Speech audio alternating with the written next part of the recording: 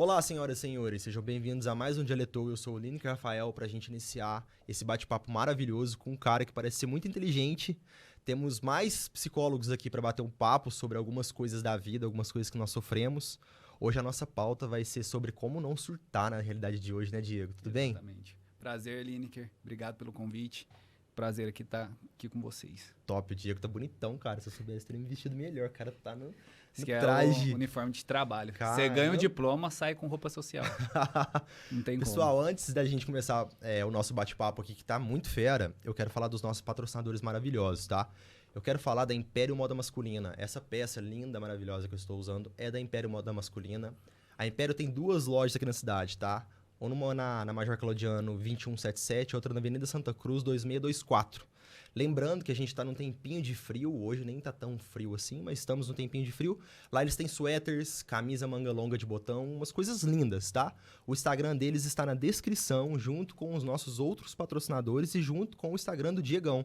E também eu quero falar da Bertotto e da CM Engenharia Ambiental. São o Diego e o Itamar, 2 amigaços meus e agora são patrocinadores do Dialetou também. Muito obrigado pela confiança. Valeu, galera! A gente vai falar de um assunto aqui hoje sobre burnout, sobre cansaço emocional e tudo mais. E eu também quero falar quero puxar o gancho para Matrix Viagens, tá? Galera, se vocês estão muito cansados, tá na hora de tirar o pé do chão, né? Um pouco, dar uma viajada, ir pra praia ou pra um lugar frio. Então a Matrix Viagens realiza o sonho de vocês aí, beleza? Câmera aberta. Pessoal, com vocês hoje aqui, Diego Alves, pra bater esse papo. Tudo bem, meu irmão? Tudo bem, e você? Tranquilo? Depois eu vou passar lá na Império. Roupa bonita. Gostou? Vou. Só subir essa rua aqui, assim, ó. Vamos sair daqui e vamos passar lá. Top. Aí eu comprar uns uniformes novos pra trabalhar mais tarde. Nossa, esse aí ficou bonitão, velho. Combinou pro caramba. Eu saí do trabalho e vim pra cá. Véi, a gente organizou a questão da pauta, né? Como não surtar. Porque tá todo mundo ficando meio maluco. É o que dizem. Até falam que psicólogo vai ficar rico, né? Eu não cheguei nessa parte ainda. Não tô chegou? longe. Mesmo vestindo assim? Pô, psicólogo é 2 coisas que a gente sabe. Vai vestir assim e ficar pobre. Mas tudo bem, tô esperando. Quem sabe um dia. Entendi. Diego, vamos passar um pente fino rapidão aqui. Você é formado faz muito tempo? Quanto tempo? Eu formei em 2019. Então, formei aqui na FACEF. Sou de Franca, né? Uhum. Sou de Minas, mas moro aqui em Franca desde os 7 anos. Formei aqui em psicologia. Já atuava um pouco antes com terapia, mas mais alternativas. Eu venho da hipnose. Então, foi conhecendo a hipnose que eu cheguei na psicologia. Depois cursei. Então, eu já atendia como hipnoterapeuta antes da faculdade. E aí, entrei na faculdade, aprofundei. Depois da psicologia, uso mais para pautas específicas. Hipnose não é minha fonte hoje. Uhum. Formei na FACEF, fiz pós-graduação na PUC do Rio Grande do Sul. E tamo aí. Sou aluno do professor Elton Marcilli, né? Que ele, talvez a galera conheça mais, porque tem um certo posicionamento nas redes sociais. Sou dos alunos ali mais frequentes dele, acredito. E é isso. Caras, você forma em 2019, 2020, a gente fecha tudo. Como é que foi? Cara, Que loucura. Loucura.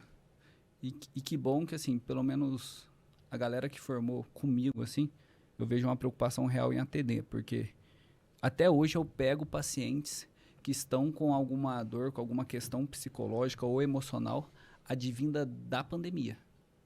Então, pelos próximos 2, 3 anos ainda, talvez até mais, até 10 anos depois da pandemia, a gente vai pegar pessoas que pegaram questões emocionais ou psicológicas na pandemia, não trataram e vieram de lá para cá. Tá estourando agora. Tá estourando agora. 5 anos depois? Às vezes assim, não é nem que tá estourando agora, às vezes já estourou, mas a pessoa não procurou tratamento. Então, ela tá descobrindo que o que ela tá sentindo agora advém de lá. Termos de depressão, ansiedade, burnout, ou toque também eu vejo que aumentou um pouco. Então, muita gente segurou muito a barra, lidou com isso de outras formas não terapêuticas, e aí agora que está descobrindo, nossa, eu tô assim desde lá. É muito comum. A gente sempre faz um histórico dos pacientes. E eu sempre, nesse histórico, a gente faz algumas coisas que marcam a vida, né? Fez 18 anos, maioridade. Sei lá, perdeu a virgindade. Pô, marca todo mundo. Uhum. Sei lá, entrei... Tiro de guerra. Tiro de guerra não tanto, porque já é esperado e é poucas pessoas que fazem. Não, mesmo assim, pra mim eu lembro. Pra quem fez, mas aí não é todo mundo que fez. Uhum. Maioridade... Carta. Chegaram aos 18... Carta pra homem, pra mulher já não tem tanto esse efeito. Mas para mulher tem, por exemplo, o primeiro ciclo menstrual. Uhum. A Virgindade também. Isso também. Que são coisas que todo mundo passa. O tiro de guerra vai pesar para você. Vai ser um fator muito importante para a tua vida que você fez. Para a vida de quem não fez, não. E aí a gente faz esse histórico. Quase todos eu pontuo a pandemia. E a pandemia? Tem gente que passa. Quando a gente está fazendo esse histórico, passa. Eu falo assim, e a pandemia? E aí a pessoa fala assim, não, acho que nem me afetou tanto. Então vamos olhar. Esse acho eu já duvido já. Se acho já é que está correndo. É. Porque a pandemia afetou todo mundo. Uhum. A nossa geração não tinha vivido isso. Então não tem como. E aí eu acho marcante. E a minha geração, pelo menos que formou aqui comigo na FACEF, que veio atuar com terapia nessa época, tá tendo grande êxito, no sentido assim, de preocupação. Porque a gente eu saio da faculdade, começo a atuar em 2020 e vem a pandemia. E aí todo mundo tá falando disso. Então a gente já vem um olhar voltado para isso. É bem interessante. E eu tive uma sorte, né? Antes da pandemia, para você atuar como psicoterapeuta online, você precisava entrar no Conselho Federal de Psicologia com documentação provando que a sua abordagem terapêutica tem eficácia online. Não é toda abordagem... Não sei quanto você conhece de terapia, o pessoal que está assistindo. Online? Isso. De terapia de forma geral. Geralmente nós somos psicólogos, a gente forma com aquela introdução básica da faculdade.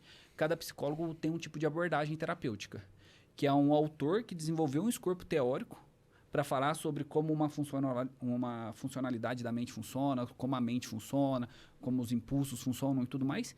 O terapeuta escolhe uma abordagem, geralmente segue ela. Ou não. Pelo menos de início. Uhum. Eu sou muito da relação de que não teve um grande terapeuta que não conhecia mais de uma abordagem. Então, eu acredito que todos têm que ter uma abrangência. Por isso até que eu sou aluno do Dr. Ítalo, que ele acredita numa coisa semelhante. Mas todo mundo, para começar, é bom que tenha alguma. Uhum. Porque senão você se perde também. Pô, tem 300. E aí? Então, pega uma. Eu, por exemplo, escolhi uma que chama Terapia Cognitivo-Comportamental. TCC. Por quê? Porque é a que tem mais evidência de resultados. Agora tem terapia da aceitação e compromisso, tem outras que estão vindo com evidência muito grande também. Mas quando eu fui parar, qual que eu vou escolher? Lá no 3º, 4º ano de faculdade. Eu procurei na internet qual que tem mais eficácia para a maioria das coisas. E a TCC estava lá. Então eu escolhi ela. E também porque ela já me dava o aval de funcionar online. Mas você também gostou? Pra caramba. Então beleza. Pra caramba. Porque eu não sei, eu converso com outros terapeutas e tem muito assim, será que minha abordagem está funcionando mesmo? Cara, a gente precisa muito falar sobre isso então. Não, continua. Eu não posso perder esse gancho. A TCC, cara, se aplica, você vê resultado. Então, assim, dá essa segurança para você e para o teu paciente. Tanto que trabalhava-se muito com protocolos. Hoje a gente fala de um tratamento individual para cada paciente. Mas antigamente era muito protocolo. Você aplicou o protocolo, o cara seguiu. Aí tem algumas críticas à TCC de que trabalha coisas muito específicas. Não trabalha propósito de vida, por exemplo, mas trabalha ansiedade. Mas o cara da pandemia está procurando ansiedade. Não está propósito de vida. É uma coisa que também tem, e por isso que eu acho que não pode ficar só aqui, porque é coisa importante, todo mundo tem essa questão. O professor Vitor Franco vai ajudar muito mais nisso com a logoterapia. Uhum. Mas, vocês têm que dar conta da coisa básica para depois ir para mais complexa, não dar conta da mais complexa para depois... Fazer feijão primeiro, né? Depois você melhora. Exatamente, coisa de casa. Você não chega na academia e já mete carga. Você vai progressivamente. Então, dá conta do básico primeiro. E a TCC, para isso, é muito... Eu gosto do estilo dela, porque ela te dá um protocolo, você segue, o paciente não está adequando ao protocolo, você já tem outro. E aí você vai amparando o paciente, ele vai sentindo esse resultado. Para mim é muito importante isso. E assim, se você entra lá a Sociedade Americana de Psiquiatria, ela tem um site que chama Divisão 12. Não sei se você já ouviu falar. Divisão 12, Lineker, é o seguinte, eles pegam todo tipo de doença, de transtorno mental e coloca lá. Então coloca lá ansiedade. Aí eles colocam lá todos os estudos que mostram quais abordagens são mais eficazes para aquele estudo. Vai abrindo braços de cada um, assim. Exato. Entendi. Então, por exemplo, para ansiedade é a TCC. Aí eles falam lá, a TCC tem 88% de eficácia. Aí, sei lá, mindfulness, X%. As outras eu não vou lembrar. Gestalt terapia, X%. Psicanálise, X%. Terapia da aceitação compromisso, X%. Cada um tem um lá. E aí eu fico muito de olho nisso, até hoje. Todo mês eu estou entrando lá. Porque Porque se aparece uma abordagem que superou a TCC em alguma coisa, ou que tá vindo muito forte, superando em transtornos mentais, eu preciso aprender aquilo para poder aplicar no meu paciente. Nenhuma superou a TCC ainda? Depende de qual transtorno você está falando. Mas para os mais genéricos ainda não. E a TCC hoje ela já está no que a psicanálise foi no passado. Eu sei que o pessoal vai achar ruim isso, não estou comparando. Mas a TCC ela vem abrindo vários braços. Então, hoje se fala muito de atenção plena, que é Mindfulness. Atenção plena. Atenção plena. Tá. É um tipo de meditação, podemos dizer, ocidental. O que é a meditação oriental? Você já viu a galera fazendo meditação. É esvaziar a mente. A meditação ocidental é preencher a mente de uma única coisa. Sei lá, tem conta para pagar, tem esposa, tem casa, tem paciente, tudo mais. A hora que eu sento aqui para falar com o Lini, que eu consigo olhar só pro Lini. Eu sou esse cara na hora que eu tô aqui. Perfeito. Desse jeito. É muito o que... Tem um psicólogo, o nome dele é muito complexo porque ele é russo, mas que ele fala de estado de flow. É como se você conseguisse treinar para que você esteja em estado de flow o máximo de tempo possível. Então, o Mindfulness é isso. O Mindfulness veio como um braço da TCC, uma ferramenta, tanto que foi terapeutas da terapia cognitivo-comportamental da Europa que criaram, se eu não me engano, preciso confirmar essa informação. E aí ele veio. Hoje existe uma terapia só de Mindfulness. Eu atendo alguns pacientes na Europa que lá eles têm terapia só de Mindfulness. Então, se você chega para terapia lá, o cara fala assim, você precisa de Mindfulness. Ele te manda para um outro terapeuta que só faz Mindfulness. No Brasil ainda não, a gente é mais generalista. Tem um cara que ele faz tudo. Eu até prefiro para não ter que cada hora o paciente tá com um cara, que ele consiga tratar tudo. Mas, por exemplo, você vê que uma ferramenta da TCC virou uma abordagem em si. E forte. Muito forte. A terapia dos esquemas, que tá vindo muito forte. Quem que é o cara que bate um martelo nisso aí? Que fala que isso virou um outro braço forte? Geralmente é um autor que ele pega isso e aí ele começa a testar. Então, eu poderia pegar uma ferramenta nova do seu jeito. Nem que é nova, a Mindfulness já não era nova, já era praticada há décadas. Ah, tá. Mas só que como ferramenta da TCC. E aí o cara começa, deixa eu testar só ela. Foi assim, mais ou menos na década de 90 ali, com a terapia positiva, por exemplo, psicologia positiva. Então, os caras eram da TCC, foram indo, foram falando assim, vamos pegar aqui, toda vez que você chega na terapia, o psicólogo fala assim, qual que é o teu problema?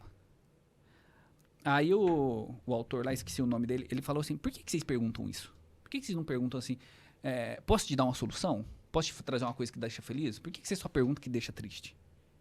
E aí ele começou a testar isso.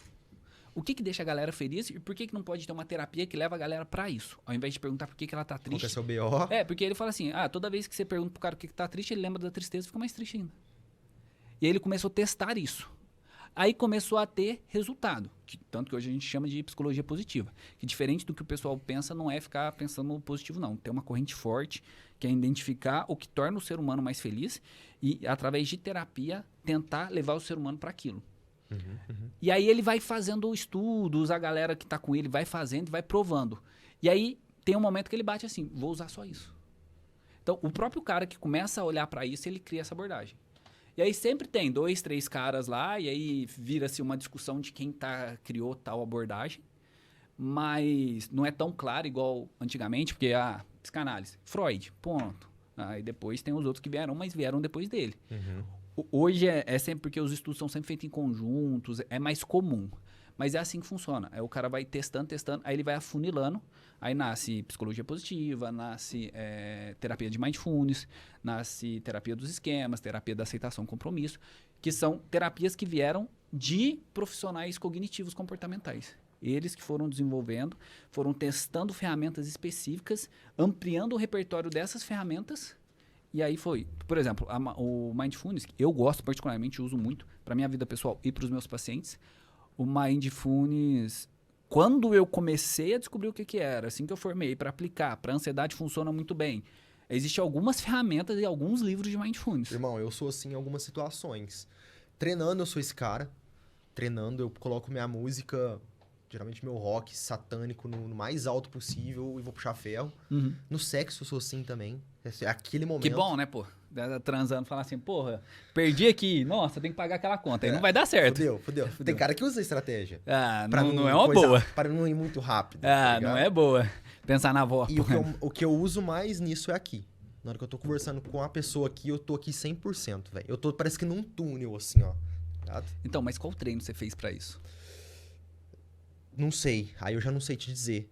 Talvez eu seja só assim.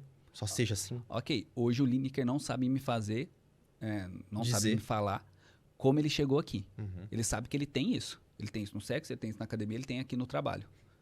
E se eu falasse que tem como a gente descobrir como é que você chega nisso e você ampliar isso para as outras Porque, ó, áreas? três situações que eu disse, né? Igual, no sexo, eu quero dar prazer pra outra pessoa. Então, eu tô muito concentrado em dar prazer pra outra pessoa.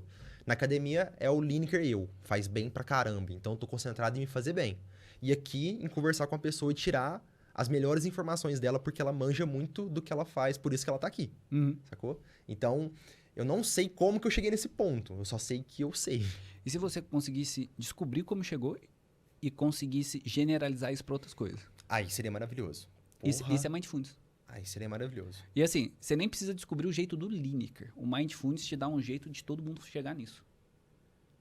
Então, se você tá, de vez em quando eu vou conversar com um paciente, um amigo, fala assim, eu tô lá na igreja e não consigo entender o que o pastor ou o padre fala. E se você conseguisse ter esse mesmo atenção plena lá? Eu saí com a minha esposa, fui comer uma comida, nem lembro o que eu comi. E se você conseguisse ter com a comida? Irmão, isso acontece todo dia, praticamente. Loucura. Doideira. Se você conseguir generalizar tudo isso, você não tem pensamentos disfuncionais. Você não fica acelerado. Exato. Aí, Exato. aí fechou, porque eu consigo dormir. Se eu conseguir dormir bem, aí fechou. Eu viro um monstrão. Só é o que falta na minha vida, dormir bem. E dormir bem, eu considero uma das coisas mais importantes. Eu já tratei ansiedade só dormindo bem. O paciente chega, nunca dormiu bem na vida. Aí eu chego, cara, precisamos dormir bem. Não existe medicamento que é melhor do que o sono para o controle do humor. Pode falar o que for, não existe. Não existe. Uhum. E nós dormimos muito mal. Porque a nossa geração é uma geração que ela cresceu com mais benefícios que a passada. Então, meu pai precisava trabalhar com 12 anos. Eu não precisei. Até meu pai me obrigava, né? Vamos lá, quero te ensinar a ser um trabalhador. E você já tinha uns 14, 15, né? Mas Nem assim, 12 você tinha. mais por uma questão de disciplina, de educação, Uhum. do que de necessidade. Meu pai não teve escolha. Ele queria que me tornar alguém, mas ele não teve escolha. Nós tivemos. Então, a gente também nasceu com o costume de desregular o sono. Se você tivesse que acordar cedo e trabalhar outro dia na lavoura, você não tinha escolha, você vai dormir, Senão você não dá conta. Exato. Agora, se você tem essa escolha. E você não dorme. A gente aprendeu a dormir muito mal. Uhum. Tem um pesquisador que ele escreve um livro porque dormimos. Mark alguma coisa o nome dele. E ele tem um desafio na internet que ele dá $1 milhão para quem dormir menos de 6 horas por noite e provar para ele que tá saudável. Até hoje o desafio tá lá. Vocês podem entrar no site dele, tá lá. $1 milhão. Você tem que provar. Ele é o maior pesquisador atual do mundo em sono. E ele escreve isso para... Esse livro é para fazer dormir. Ele tá ensinando todo mundo a dormir. Tá lá o desafio. Até hoje ninguém bateu. Não vai bater. Não existe. Não existe. Eu sou particularmente uma pessoa... Até minha esposa reclama disso, né? Eu durmo menos. Desde de sempre eu acordo muito cedo. Vou dormir relativamente tarde. Tarde para mim, 10h30 é tarde.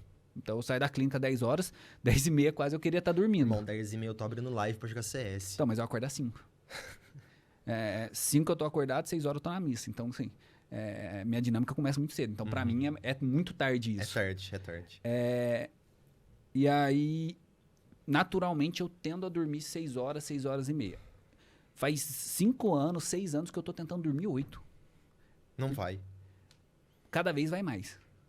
Por quê? Porque a partir da leitura desse livro, de conhecer esse pesquisador aí, eu vi o quanto que é importante. E cada vez mais eu vejo na clínica o quanto que tem galera sofrendo porque não dorme bem, porque não tem um estabilizador de humor natural qualificado. Uhum. Então, ao invés de tomar remédio, ao invés de... assim, por exemplo, atividade física. Você diz que é engajado, né? Você gosta. Uhum. Todo mundo fala assim, um ótimo estabilizador do humor. Não chega a 1% do que é o sono. Porque a atividade física, existem vários tipos e existem várias formas de você compensar ela. Então, não precisa ser academia. Às vezes, uma ginástica mais leve ali serve. Correr, caminhada. Muitos nem precisam. O cara que trabalha ali carregando saco pesado não precisa. Seria bom. Não estou desqualificando a atividade física. Mas eu estou qualificando como muito importante o sono. É que o sono você não tapeia ele com outra coisa. Não tapeia. Você não tapeia, você não substitui. E aí, muitas vezes, o cara chega em terapia, por exemplo, com vários problemas e ele não sabe que é simplesmente sono. Só dormir. Só dormir. Uhum. Cara, e é tão difícil isso que para eu convencer o paciente isso vai um processo. Porque fala, não é possível que seja só isso. Entendi. O cara nem acredita. Não é possível. Eu tenho uma paciente que ela chegou para mim com caso grave de ansiedade e ela chegou para mim por indicação porque falaram para ela, o Diego é especialista em ansiedade. Lida bem com isso. O que é o caso grave de ansiedade, Diego? Caso grave de ansiedade é uma pessoa que tem um ataque de pânico uma vez por dia. Isso é muito grave. É um caso grave. Puta merda. Qualquer pessoa acima de dois ataques de pânico por semana. É que aí, assim, existem 13 critérios para gravidade, dentro da TCC, para gravidade de um transtorno de ansiedade. Uhum. Frequência é um deles. Sofrimento é outro. Atrapalha a vida social ou profissional são outros. Então, a gente vai pegando tudo isso e vai tabelando para dar grave. Então, por exemplo, uma pessoa que tem ataque de pânico diário, no trabalho, em casa com a família, na rua com os amigos, no treino, é muito grave. E aí, ela veio de uma subida na pandemia,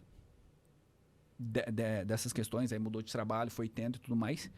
Só que, desde os 12 anos, mais ou menos, se eu não me engano, o sono era totalmente desregulado. Estourou na pandemia. Pós-pandemia. Não estourou. Na pandemia ela já estava grave, só que ela não tinha os ataques de pânico. Na pandemia pra cá, ela começou a ter ataque de pânico. Porque os pensamentos disfuncionais, eles entram muito, muito. E aí você começa a ter muito desespero. Você começa a estar aqui na sala e se essa sala pegar fogo? Não tem de dia. Se pegar fogo, eu abro a porta e vou embora, pô. O Lineker que apague. Ué. Estúdio nem é meu, foda-se. Na ansiedade, esse pensamento, ele pega uma coisa que a gente chama catastrofização e começa a imaginar coisas disfuncionais. Muito graves, como essa. E isso aqui vai levando a outras coisas que pode chegar a um ataque de pânico, um transtorno de ansiedade generalizado, esse tipo de coisa. Uhum. Isso aqui é grave. E aí, por exemplo, ela de dormir não solucionou o caso dela, porque era muito grave, mas diminui 50%. Ela dormia quantas horas, mais ou menos, assim? Ela dormia às 7 horas. A gente viu depois que ela tinha uma necessidade de sono maior. Só que ela dormia 2 horas à tarde. Aí ela dormia 3 horas, acordava desesperada, ia trabalhar. No meio da madrugada. Depois ia voltar, ia dormir. Aí, Não era um sono completo. Se a gente contar por hora, pode até ser, mas partido assim, qualidade. 8 horas da noite metendo café pra dentro. Uhum. Dorme, mas a qualidade. Porque não é só quantidade de tempo, é qualidade. A qualidade do sono. Isso As importa fases demais. do sono. As fases do sono. Uhum. Tanto que paciente meu que entra com ansiedade, a indicação é depois das 2h30 da tarde, você não toma café. Uma das coisas. Cara, são coisas tiro e queda. Quantos caras você conhece que tomam uma garrafa de café no dia? Cara, eu gosto muito de café, eu sou viciado em Eu café. também gosto. Mas eu entendo que há uma restrição. E eu sou do rolê do tripé. Café, energético e pré-treino. Porra, é o rolê da ansiedade. Rolê perfeito da ansiedade. Rolê perfeito da ansiedade. Assim, pra uma pessoa que não tem, tá tudo bem. Até porque se um dia você sentir alguma coisa, você vai diminuir. Uhum. Pro cara que já tem, isso é grave. Isso é grave. Por isso que hoje eu trabalho numa corrente de uma psicologia individual para cada pessoa. Como é que eu vou falar pro cara que nunca teve sintoma de ansiedade, que isso não atrapalha, que não pode beber o energético, o café dele, o pré-treino? Pô, não gera problema. Aquele nível de gravidade que eu falei, aqueles critérios. Gera algum problema na sua vida pessoal? Mas sei lá na frente pode gerar. Você está consciente disso? Você pode escolher. Por que não? Uhum. O cara não pode escolher lá na frente. Eu não escolheria, mas porra. O primeiro critério é respeitar a liberdade dos outros, não é não? Uhum. Uhum. Então, até pra se ferrar, isso é válido. Se eu não vou te atingir, se eu vou atingir só a mim mesmo, eu posso ter essa escolha. E assim, ainda é muito relativo, pode nunca chegar, né? Então a pessoa tem isso. Agora, pra um cara que já tá sofrendo, que ele chega pra mim, nossa, cara, eu tô muito ansioso. Aí ele vai me vendo, a gente põe como moderada, grave. Ele fala assim, mas eu tô tomando 3 garrafas de café por dia. Uma garrafa que beleza. seja. Filhão, ou tu para ou tu para. Não tem como. Uhum. Tô tomando e eu tomo mais depois das 6 da tarde. Fudeu, né, pô? Aí já atrapalhou o sono, que é o maior regulador de humor. Aí não vai dar certo. E depende, aí esse cara toma 3 garrafas, 2 garrafas com açúcar, lotado de açúcar, isso gera outras coisas ainda. Gera. É que pra ele, com ansiedade, com açúcar, sem açúcar, pô, descafeinado. Café é café. Café é café. Entendi. Descafeinado tem um placebo, né? Aquela hora você falou de uma coisa que tá na minha cabeça até agora, que eu preciso falar disso com você, vai ser até uma leve terapia aqui. Você falou de um negócio de ser ou não ser bom. Eu me pego, às vezes, pensando se eu sou bom realmente no que eu faço aqui. Ligado? E eu acredito que isso é com muita gente em muitos tipos de trabalho. Eu fico assim, velho, será que eu sou bom mesmo no que eu faço? E eu já fiz isso aqui mais de 400 vezes. E tem dia que eu me sinto bom pra caramba, mas tem dia que eu termino um episódio e eu falo, não, hoje foi um 6. Ligado? O que você pode falar disso aí? Nossa mente sabota nós mesmos? Eu não uso esse termo sabotar, mas não seria errado usar. A sua mente, ela é vou usar aqui uma figura de linguagem, mas ela é como um ente vivo dentro de você que você precisa controlar. Então, você precisa guiar ele. Se você deixar, ele pode virar disfuncional. Então, você precisa criar ferramentas para guiar ele. Imagina que você tem um Superman dentro de você e esse Superman é criança. Você deixa ele botar fogo na cortina, ele vai. Se tu guiar ele, ele vai pro lugar certo. A mente é isso. É a coisa mais poderosa que dentro de nós a gente tem. Se a gente for entrar numa questão espiritual, pode falar do espírito, mas vamos lá, que tem acesso aqui com a psicologia, é a mente. E ela precisa de direcionamento. Então, por exemplo, quando você fala assim, nossa, às vezes eu me acho que tem a síndrome do impostor, né? Às vezes eu me acho bom, às vezes eu me acho ruim. Tá, eu acho que isso é de todo mundo. Mas quando você fala acho, você está só no aspecto mental, Lili. Você está só na sua mente. Que evidências você tem disso? Então, vamos pegar os dados aqui do seu trabalho. Vamos pegar os dados do seu podcast. Vamos analisar. Talvez esse aqui não foi 10, esse aqui foi 6, mas eu continuei crescendo. Eu continuei dando engajamento. Meu público continuou me seguindo, acompanhando, interagindo. Os patrocinadores continuam aqui comigo, continuam trazendo camisas bonitas, etc. Pô, você tem indicativos, evidências reais. Você tem que olhar para isso aqui. Porque a voz, ela vai questionar. Existe, eu tenho um professor que chama Diego Reis, meu xará. E ele fez uma abordagem terapêutica exclusiva, é ele quem criou essa abordagem. Só que ele não trabalha com psicoterapia, ele trabalha com filosofia clínica. É bem legal. Isso é diferente. É diferente. É porque para ele, a psicologia é filha da filosofia. Então, ele puxa os conceitos filosóficos para psicoterapia. De primeiro, assim. E ele divide a personalidade humana em 3 pessoas. Uma delas é o crítico, que é essa voz que você está falando. É um jeito simbólico dele descrever essa voz. Então, tudo que você faz, tudo que você pensa, tudo que está ali no seu contexto, você vai criticar. Só que essa crítica, ela vai vir. Se ela vai ter vazão ou não, você quem vai decidir. Aí é outra pessoa dos 3 que ele dividiu? Sim, por exemplo, poderia ser o personagem. O Lineker juiz, sei lá. Não, é o Lineker crítico, o Lineker roteirista e o Lineker personagem. O roteirista, imagina aquilo que você vai fazer. O personagem é você que é agora vivendo. E o crítico é quem julga o que você já fez. Tanto que tá na figura do tempo, né? Tá no presente, no passado, no futuro. Interessante isso aí. É interessante pra cacete. Muito interessante. O Diego, o professor Ítalo, que é meu professor, não sei quanto vocês conhecem do professor Ítalo, mas é um dos caras mais inteligentes que eu conheço. O professor Ítalo coloca o Diego como um dos caras mais inteligentes que ele conhece. Que loucura. Não, o dia que o professor Ítalo me falou isso, eu falei, caralho, você é o cara mais inteligente que eu conheço. Você tá falando que ele é mais inteligente que você conhece, eu vou atrás desse cara aí. Aí que eu virei aluno dele. Aí você fala assim, sempre tem alguém mais inteligente que você. Não, aí esse cara pega meu cartão e trata como se fosse dele, porque eu não vou nem questionar. Pergunta pro outro cara, fala, quem que é o cara mais inteligente que você conhece? A galera fala assim de gatilho mental e tudo mais pra vender. Aqui quebrou todos os meus gatilhos, pô. E de fato ele é. Os conceitos dele são bem profundos. Então, por exemplo, nessa questão, essas dúvidas mentais sempre vão vir, porque esse crítico tá aí. Na terapia cognitivo-comportamental, a gente fala que ela advém de crenças que você tem. São pensamentos automáticos. E eles sempre vão estar aqui. Se você não faz nada, eles ganham força. E a maioria das pessoas tem. É difícil. Aqui fora tem gente que pode falar, até, sei lá, por marketing, por soberba, não sei. Falar assim, eu nunca questionei meu trabalho. Mas na clínica a gente vê que não é isso. Todo mundo questiona. Ou a grande maioria. Lá entra leão e sai gatinho. Exato. Só que tem pessoas que dá vazão para essa voz, tem pessoas que não dá. Na psicoterapia a gente avalia. Hoje eu senti que eu fui mal. Tá, primeiro, o que é isso? O que é sentir? O que é mal para você? Eu vejo muito isso nos atletas brasileiros. A gente parece que é o único país que é assim. O cara ganha e fala pro cara assim, e aí, ganhou tal? Ele fala, não, mas foi Deus, dei sorte. O cara, é muito difícil ele bater no peito e falar, fui eu. Eu treinei, eu comi certo, eu dormi. Os outros países não, o cara realmente fala, eu sou foda, eu sou bom, eu treinei, por isso que eu ganhei. Aí nós vamos pro conceito mais social. Também é foda no Brasil, né? Tu fala que ganhou, no outro dia tem 2 ladrões na tua casa. Teu vizinho quer roubar o que tu conquistou. Não é assim, mas a gente tem esse receio de que seja assim. Pensa que é assim.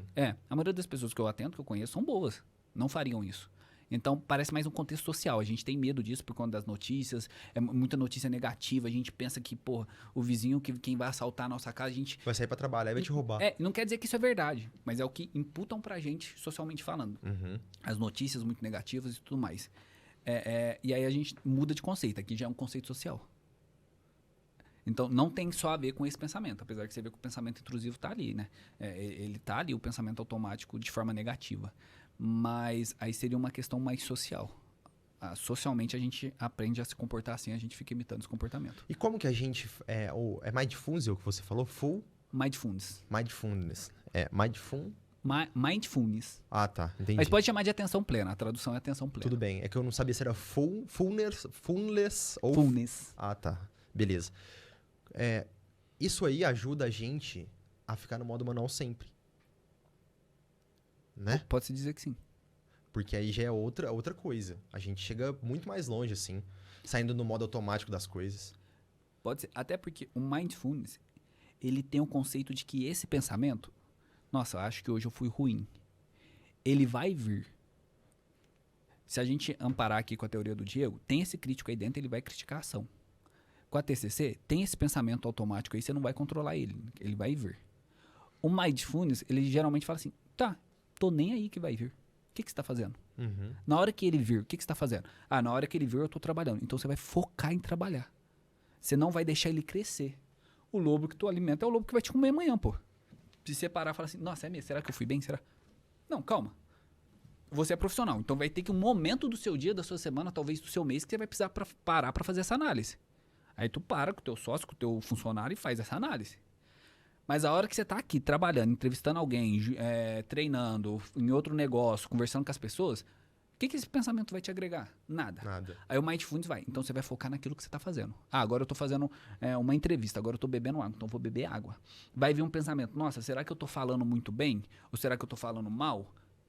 Eu tô bebendo água, eu vou beber água. O Mindfulness é exatamente isso. Você pegar essa voz, você reconhecer que ela vai vir, mas você não emitir julgamento nela. Quando você para emitir julgamento nela, você reteve ela e você está alimentando ela. Mesmo que o julgamento seja, não tô pensando nada demais. Você parou o pensamento. A gente não controla, isso aqui é pressuposto da TCC, a gente não controla se os pensamentos vão vir ou não, eles vêm. É igual respirar, você controla se você respira ou não. A hora que você toma consciência deles, você pode até controlar seu fluxo de respiração. Uhum. Mas você não vai controlar isso para sempre. Você vai fazer outra coisa, a respiração vem. Os pensamentos é a mesma coisa. Eles vão vir. Você não pode reter eles. Você não pode olhar para eles. E se olhar, precisa ser no momento que você está consciente fazendo isso proposital. Que geralmente é a terapia. E o lance é treinar eles para controlar eles diante de um gatilho muito grande. Não, porque às vezes eles vêm Não existe controle de pensamento. Não, então eles vêm e você controla eles depois que eles aparecem. Não, você não controla eles. Ah, tá. Você lida com eles. Controle é gatilho básico de ansiedade. Você controla quanto tempo a tua respiração? A mesma quantidade de tempo que você controla a sua respiração é a quantidade de tempo que você controla o seu pensamento. Não existe isso. Porra, às vezes eu tô na internet, aí vou te ensinar a controlar seu pensamento. Pô, já fudeu, velho. Eu venho da hipnose, faço TCC, que é as duas abordagens que lidam com isso.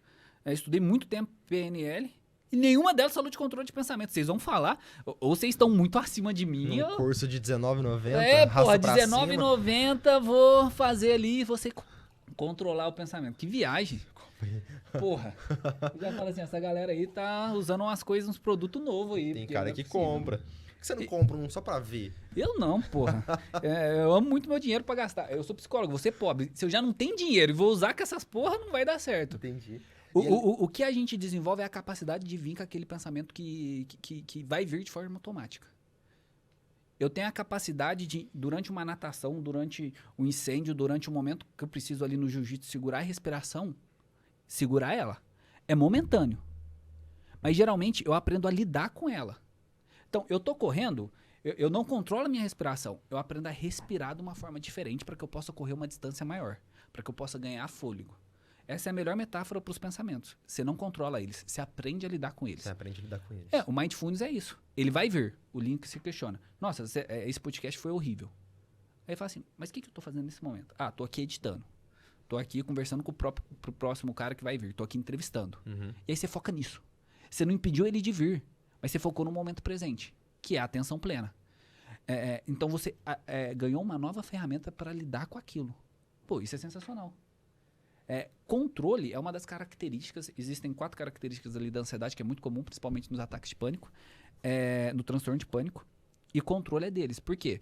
Porque tudo que você quer controlar, você fica olhando mais para aquilo e você dá mais força para aquilo.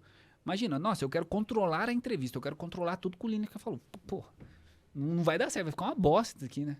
Deve ser horrível quando o cara faz isso. A ideia não é isso, a ideia é lidar. Aí eu vou lidando. Aí eu aprendo que eu tenho essa competência para lidar. Até tem uma soma que eu ensino para meus pacientes. Pensamento disfuncional. Pensamento automático disfuncional. Insegurança e falta de competência é o que gera ansiedade.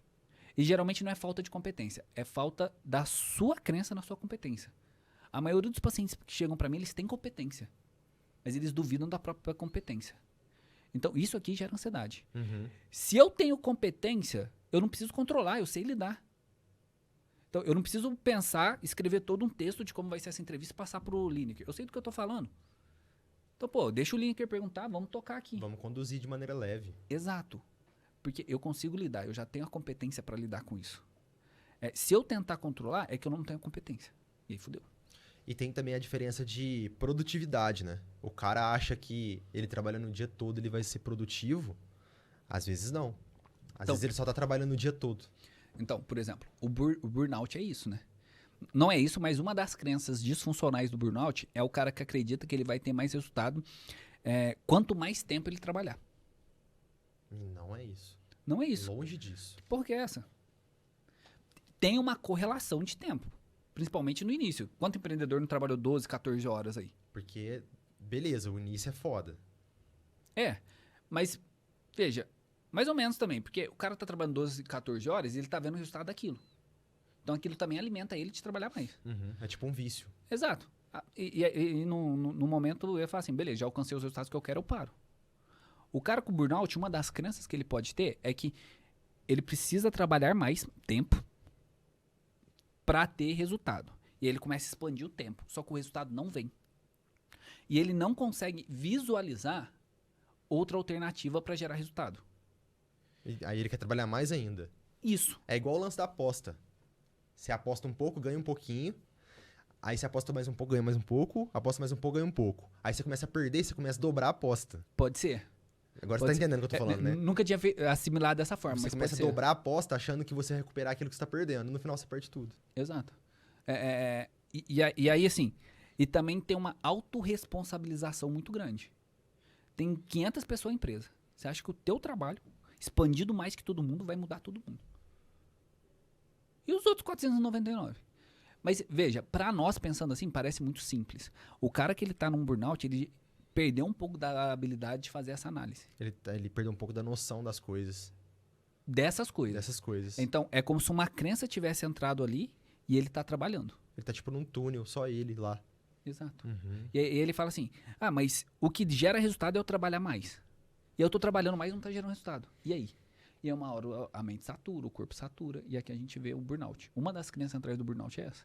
Uhum. Não há correlação de hora. O burnout puxa o quê? Ele puxa uma depressão, uma ansiedade, uma crise de pânico? O que ele puxa? O que ele vem trazendo com ele? Nada, o burnout. Há comorbidades. Então, o cara pode, se ele tem o burnout, ele tem mais chances de desenvolver depressão. Ele tem mais chances de desenvolver ansiedade. Então, ele traz isso com ele, porque se ele tá trabalhando 12, aí ele começa a dar 14, 16, ele vai ficar doente. Traz não é o termo correto, porque não quer dizer que o cara com burnout vai ter isso. Mas ele aumenta as chances de ter. Uhum. Porque o burnout é um transtorno em si.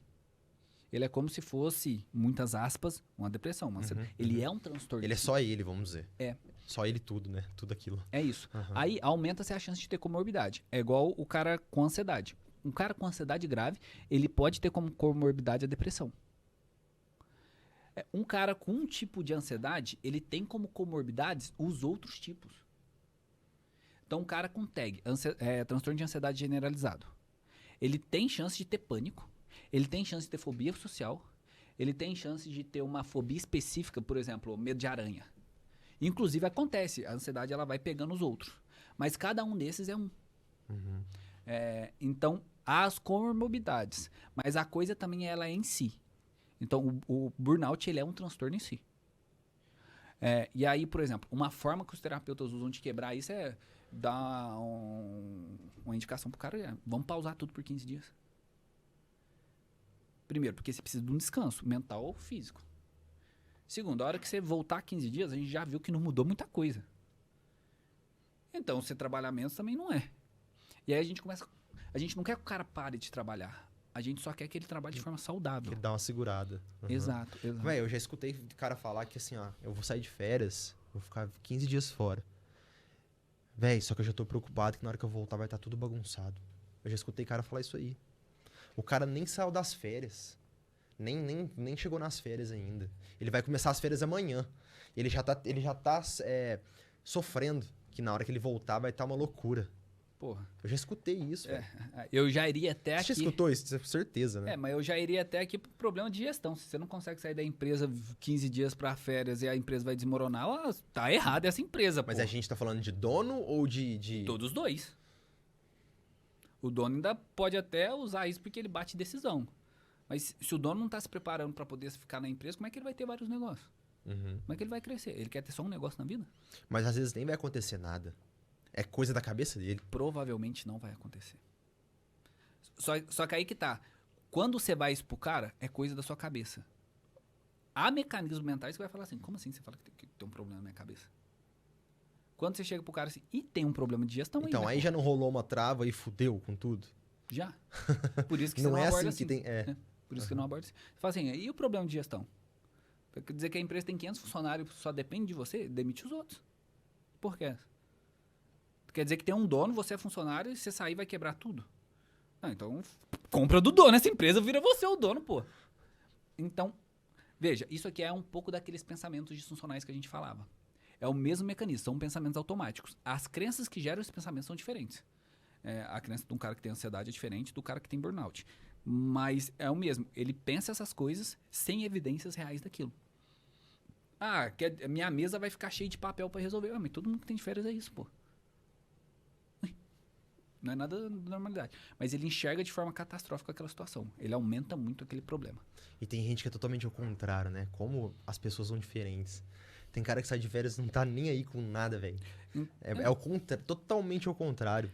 Mas aí pode ter duas coisas. Pode o cara realmente estar olhando para uma realidade falando assim, eu me preparei para isso, eu treinei a equipe, se tiver uma coisa eu consigo lidar depois. Que é um cara que ele tem a crença na competência e tem um cara que é só desleixado mesmo. Não liga pra nada. Uhum. Aí, esse é tão ruim quanto o cara que liga, né, pô? Esse é o outro lado. Esse é o cara que você não quer como chefe, não quer como funcionário, pô. O cara não liga pra nada, pô. Uhum. Ô, Diego, o que você trata também lá no seu consultório? Outras coisas? Terapia de casal? Terapia de casal. Ansiedade, burnout? Terapia de casal cresceu bastante pós-pandemia, né? Porque... Os que não terminaram, ficaram junto, mas deu uma azedada. Eu não lembro certo, mas 47% dos casados até 5 anos que estavam na pandemia separaram. 50%. É muito. É muito? É muito. É muito, Então, a taxa de divórcio e de separação cresceu muito. Eu fui um. Eu tô nesse número aí. Você era casado? Eu era noivo pra casar. Noivo pra casar. Uhum. Mas noivo pra casar ainda tem essa possibilidade aberta, né? Tu não casou ainda, pô. Irmão, pior que casado. Não é O nada. casamento tava pronto já, fi. Você não viu quando passar tudo pro nome um do outro ali, ter filho, que te liga pra vida toda, tu tem filho? Tem filho? Aí, pô. E você sabe como é que é, então. E aí vai cisar essa coisa. É grave, é grave. Uhum. Porque, mentalmente falando, o noivado ainda te dá essa possibilidade. Mas, assim, ruim que esse número é alto, 50% praticamente, mas bom que a galera começou a acreditar que terapia de casal, então, resolve. Eu vejo um movimento positivo na internet nesse sentido.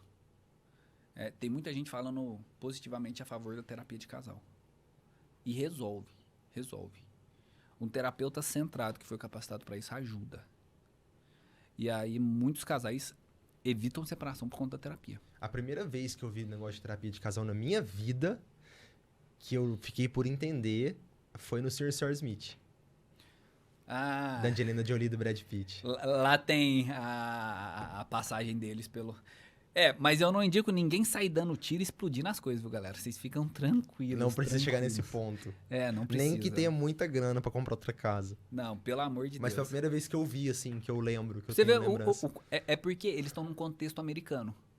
No contexto americano, a terapia de casal é mais antiga. Eles têm mais esse hábito.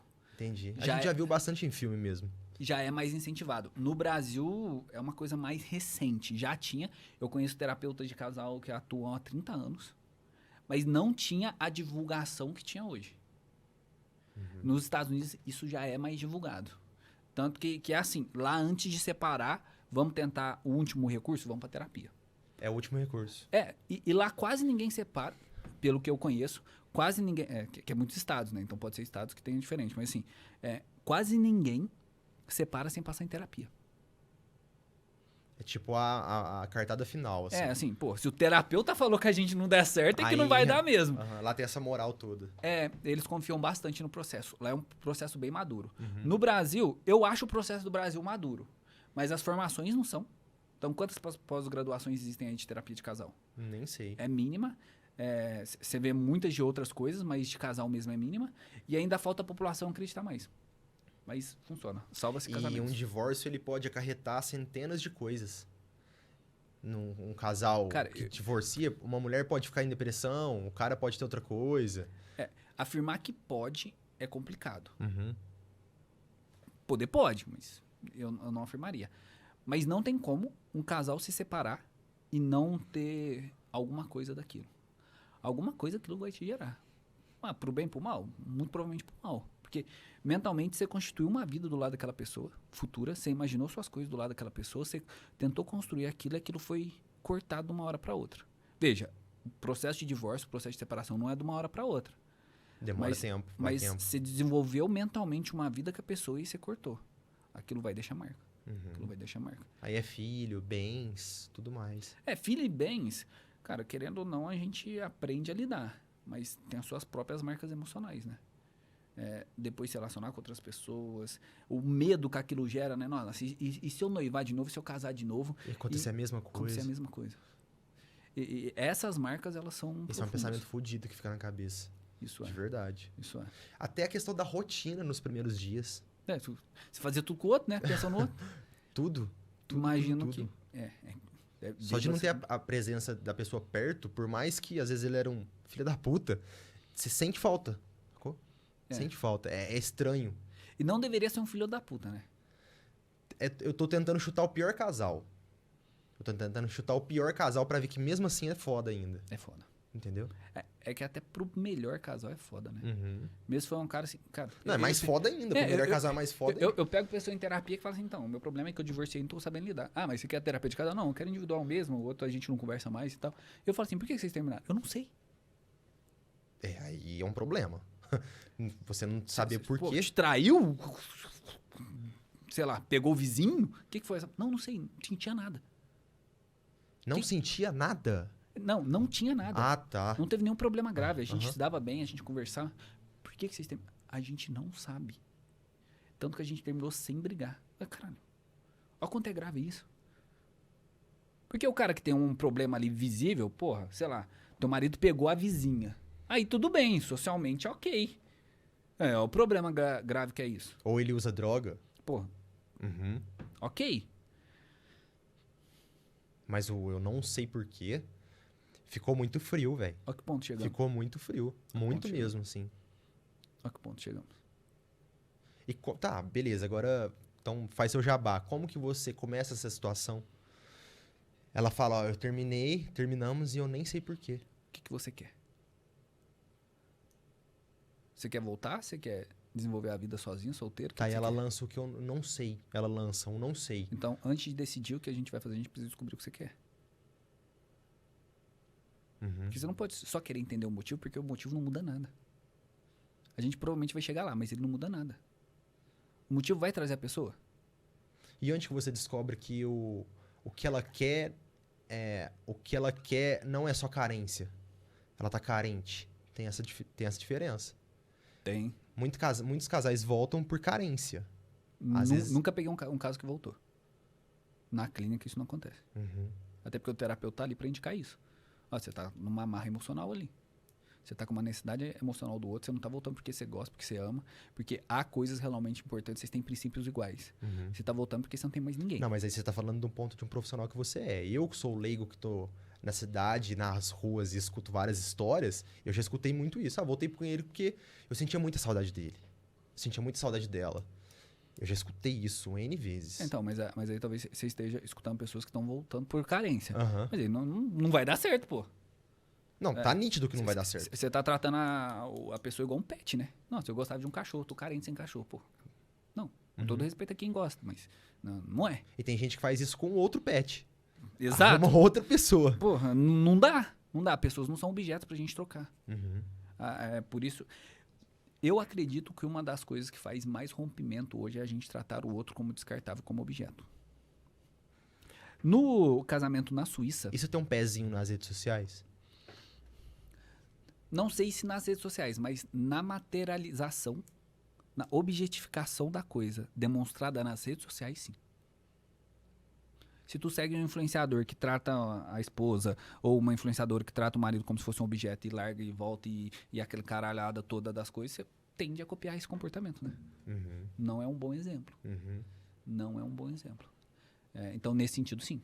Tipo assim, ó, uma mulher casada, bonita, ela posta uma foto, um story, tem vários caras que seguem ela. Vamos dar um exemplo. Perfil aberto. Vai ter coraçãozinho ali à vontade. Ela tá num relacionamento ruim com o marido. Exemplo. Eu não sei, ela tem cara que aceita, pô. Então, não, mas eu não tô falando que o cara vai pegar o celular dela e olhar no story quem tá curtindo. Não tô falando isso, tô falando na cabeça da mulher. Pode ser pra homem também, tanto faz. Eles estão num relacionamento ruim. Na cabeça dela, aquele monte de curtida é muito forte falar que é plano B. Calma, vai rolar um cancelamento aqui. Mas na cabeça dela, tipo assim, ó, tá, se um dia isso aqui azedar, sozinho eu não fico, porque tem, entendeu? Aqui que tá o que eu ia falar. Eu não sei se é na Suíça ou na Suécia, me confundi agora. Mas. Os dois são ótimos. Tem o casamento lá, o casamento tradicional de lá, até o Jordan Peterson, que é um psicólogo canadense, ele descreve isso no livro dele. É feito você pegando uma vela, os noivos segurando essa vela em conjunto, acima deles, quando eles fazem o juramento de fidelidade infinita. Na tristeza, na alegria, na pobreza, na riqueza, a gente continua juntos. Doença, tal. O que isso está dizendo? Essa vela para cima está dizendo do princípio maior que segura os relacionamentos. Tem uma pergunta que eu faço em terapia, é muito grande. Se você não pudesse separar, o que você faria? Se uma pessoa se relaciona, e eu sei que é difícil algumas pessoas entenderem isso nesse contexto onde quase tudo é objeto, mas se você se relaciona com uma pessoa tendo um plano B, você vai terminar com essa pessoa, você tem grande chance de terminar com ela. Não existe isso. Um relacionamento, Lineker, ele muito provavelmente foi feito para não dar certo. O relacionamento entre duas pessoas, homem e mulher, ele possivelmente... Porque, cara, de vez em quando a gente não se aguenta. Porra, de vez em quando eu falo assim, eu queria tirar férias de mim mesmo. Você vai aguentar outra pessoa pro resto da sua vida? Tem dia que eu falo isso pra mim mesmo, eu falo, pô, eu tô chatão hoje. Puta É isso. Que pariu. Você só aguenta você mesmo? Porque eu sou eu. O que você vai fazer? Me matar? Não. Pelo amor de Deus, não. Aham. Num casamento, ele tem que ser analisado muito bem por conta disso. O primeiro princípio do casamento é esse. A inviolabilidade dele. É impossível vocês separarem. E a partir daqui, o que você vai fazer? Porra, se meu marido tá me enchendo a porra do saco, eu posso separar com ele, pra que eu vou aguentar isso aqui? Tá fácil. Exato. E aí, isso muda a coisa. Mas aí partiu do princípio que você não tem como separar, que você tá com esse pensamento que vai ser pra sempre, o seu pensamento é totalmente outro. O que eu posso fazer pra essa pessoa ficar mais feliz possível ao meu lado, pra ela ser legal comigo, fazer as coisas que eu gosto e a gente dar certo? Feliz eu nem sei se é o termo, porque a felicidade é um estado temporário. Feliz o máximo de tempo possível. Não. É assim, pra gente se dar bem.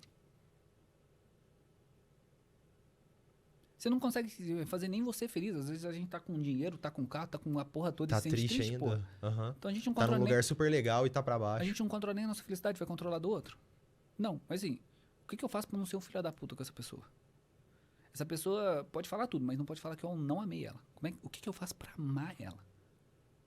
Só que isso muda a forma de pensar até antes. Porque se você fala assim, eu posso casar, vai dar um pouco de encheção de saco, mas no dia de amanhã eu termino. Tem um peso isso. Muito. Agora você fala assim, eu só vou poder casar uma vez na minha vida. E eu só posso fazer a escolha uma vez. Que jeito que você vai escolher? Você já não vai pegar a pessoa pela estética, porque a estética dura muito pouco. Você já não vai pegar a pessoa pela grana, porque daqui a pouco você pode ser o rico, ele pode ser o pobre. Uhum. Então você começa a enxergar as coisas diferentes. Veja, existem casamentos, relacionamentos que realmente são ruins e realmente merecem um término. Mas você entrar em algo pensando nisso, você é o filho da puta da relação. Você tem que entrar com... Você não tem, né? Tanto que a maioria não faz isso. Mas a forma mais saudável de você fazer é entrar com a inviolabilidade. Ó, não importa o que aconteça, a gente não vai terminar. Aí daqui pra lá, o que a gente faz? O Jordan Peterson, num dos livros dele, ele coloca no conceito de que o casal pode estar em 3 posições. 2 vão dar ruim, uma dá boa. Na que dá boa, você precisa ter esse conceito de não importa o que a gente faça, o que aconteça, a gente vai estar junto, a gente não vai terminar. Junto sempre. Por quê? Exato. São 3 posições, Lineker. Você pode estar numa posição de ditador. A primeira posição é de ditador, a segunda é de escravo. São as 2 posições de 3 que você pode estar num relacionamento. Se tem um ditador, tem um escravo. Se tem um escravo, tem um ditador. Não tem como ter 2 ditadores em um só. Exato. Tá bom que dependendo da situação você pode ser um, dependendo da situação você pode ser outro. Então não é assim, eu sou ditador, então eu sou ditador o tempo todo. Não. Geralmente é uma troca ali. Mas as 2 posições são horríveis. Por quê? O escravo ele quer matar o ditador e fugir o tempo todo. O ditador não pode dormir, porque senão o escravo foge ou mata ele. Uhum. É alerta todo tempo. Exato. Eu que mando e você obedece. Eu que obedeço, você que manda. Não é assim. Uhum. Um tentando tomar o trono do outro. Exato. E o outro preocupado com o trono. E a maior parte das relações é isso, né? E tem uma outra posição. Outra posição. Que só funciona se tiver este elemento. Não importa o que aconteça, a gente vai estar junto. Que posição é essa? De negociação. Você vai na casa da sua sogra ou não vai? Depende, eu estou aberto à negociação. Não é negociação no sentido de troca de coisas. É negociação de eu não vou ter o que eu quero, você também não vai ter. Como é que a gente entra num acordo em comum aqui? Pra gente viver bem. Pra gente fazer esse casamento durar. Eu conheço casais, hein? Não é só um casal. Que a mulher não suporta a sogra. Não suporta mesmo. É tretada, assim. E eles estão casados há muito tempo. Eles fizeram essa negociação. Em algum momento eles negociaram alguma coisa. Cara, se eu amo a minha esposa, eu não tenho problema com a minha sogra. Beijo pra minha sogra. Vou ganhar uns pontos por isso aqui. Vai ganhar uns pontos. Depois eu vou lá buscar. Uma lasanha, uma parada assim. Pô, vamos almoçar lá amanhã. Pede uma lasanha, irmão. Pô. Lasanha é da hora. Lasanha, frango, pra depois treinar também, né, pô? Mas, assim, se eu amo a pessoa e eu não posso violar esse casamento, e aquela pessoa é importante pra essa pessoa, desde que ela não me faça mal. Porque se me faz mal, é ele quem tem que intervir. Se a minha mãe faz mal pra minha esposa, é eu que tenho que intervir. A mãe é de quem? Eu não vou intervir com a minha mãe. Então você é medroso, porra. Por que essa? Então, se eu amo a minha esposa e a mãe dela, por algum motivo eu não gosto dela, mas eu amo a minha esposa, eu vou procurar desenvolver habilidades pra me dar melhor com a minha esposa. Com a minha sogra, perdão. Porque, pelo amor que eu tenho pela esposa, porque eu sei que eu preciso contribuir pra isso aqui dar certo. Uhum. Agora, se eu sou o cara que tá na posição de ditador e arrogante, não. Eu gosto de você, mas tua mãe não gosta, se vira. Caralho. É filha da puta, né? Porque se alguém te falasse rígido. Não pode ser rígido assim. Filha da puta, né? Porque se alguém falar assim da sua mãe, você não vai aceitar. Aí você fala isso pra tua esposa. Porra. Aí não. Uhum. Aí não. Aqui que dá errado. Muitas vezes a gente tem esse movimento egóico de querer muitas coisas pro nosso lado e não abrir mão pro outro. Ou de amar muito uma pessoa que a gente faz tudo por ela, até cedendo aos nossos princípios. As 2 posições estão erradas. É muito extremo dos dois. Exato. E eu preciso. Obviamente, que há casos e casos. Por isso que a terapia ela tem que ser individual para cada pessoa. Terapia em grupo funciona, mas aí você pega uma questão específica do grupo que todos têm em comum e trabalha aquela questão. Você não trabalha individualmente por pessoa. Então, a terapia em si, ela funciona muito por ser individual e ver os problemas de cada um. Um dos lances... Então, deixa eu te fazer uma pergunta agora. Um dos lances da questão sobre o amar o outro, é você aceitar a pessoa fazer um negócio mesmo que você não goste muito? Depende de que negócio. Eu já escutei velhinhos. Aí eu tô falando de histórias que eu escuto ao longo da minha vida. Tipo assim, esse velho é teimoso, ele sempre foi assim. E a velhinha tá com ele faz 60 anos. Ligado? Esse é um dos conceitos de amar, ô Diego? É complicado. Mas, por exemplo, sim e não, né? Ele é teimoso. Mas essa teimosia só te chateia? Ou é uma teimosia que te fere? Ele é teimoso porque eu gostaria que a toalha fosse vermelha e ele só compra branca. O que a toalha muda na tua vida?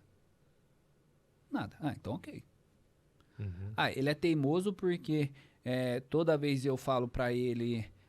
Comprar carne, ele compra frango. Toda vez...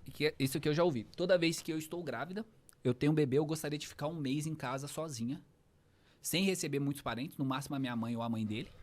E ele começa a chamar a família inteira. Aí você é um filho da puta, né? Quem tá grávida? Quem que porra, carregou a criança 9 meses? Então aí essa prioridade tem que ser da mulher. Aí você respeita ela. Então, existe teimosias diferentes, Sim, níveis diferentes. Muito diferentes. Aí tem que julgar individualmente. Se eu sei que pra mim não pesa nada... Especifica a teimosia da pessoa. Exato. Se eu sei que pra mim não pesa nada, mas pra minha esposa pesa, eu preciso perguntar pra ela, pô. E aí eu entro num campo de negociação. Amor, eu gostaria de trazer gente aqui amanhã porque eu quero mostrar pra todo mundo o meu filho. Ela fala assim, espera 30 dias. Você vai morrer esperando 30 dias? Provavelmente não. Então a grande coroa desse tripé que você falou de negociador, ditador e escravo é a comunicação? O grande não, mas um deles. O grande seria confiar que o outro quer te amar e se abrir 100% pra pessoa, confiar 100% nela, independente do que aconteça. Lineker, a pessoa, quando você se abre 100% pra alguém, essa pessoa pode te dar uma facada. E mesmo assim você vai se abrir pra ela. A confiança... Você não acredita. Não, você não sabe. Você não pensa nisso. Pô, eu dou tudo pra minha esposa, dou meu dinheiro, minha parte emocional, minha parte física, meu tempo, minha atenção, eu dou tudo. E ela ainda pode ser filha da puta comigo. E aí?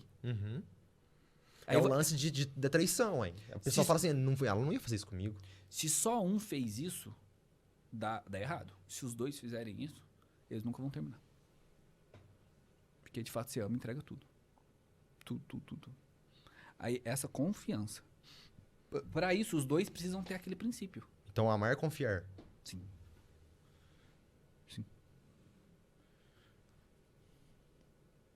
Só que esse confiar é um muro que a gente vai construindo.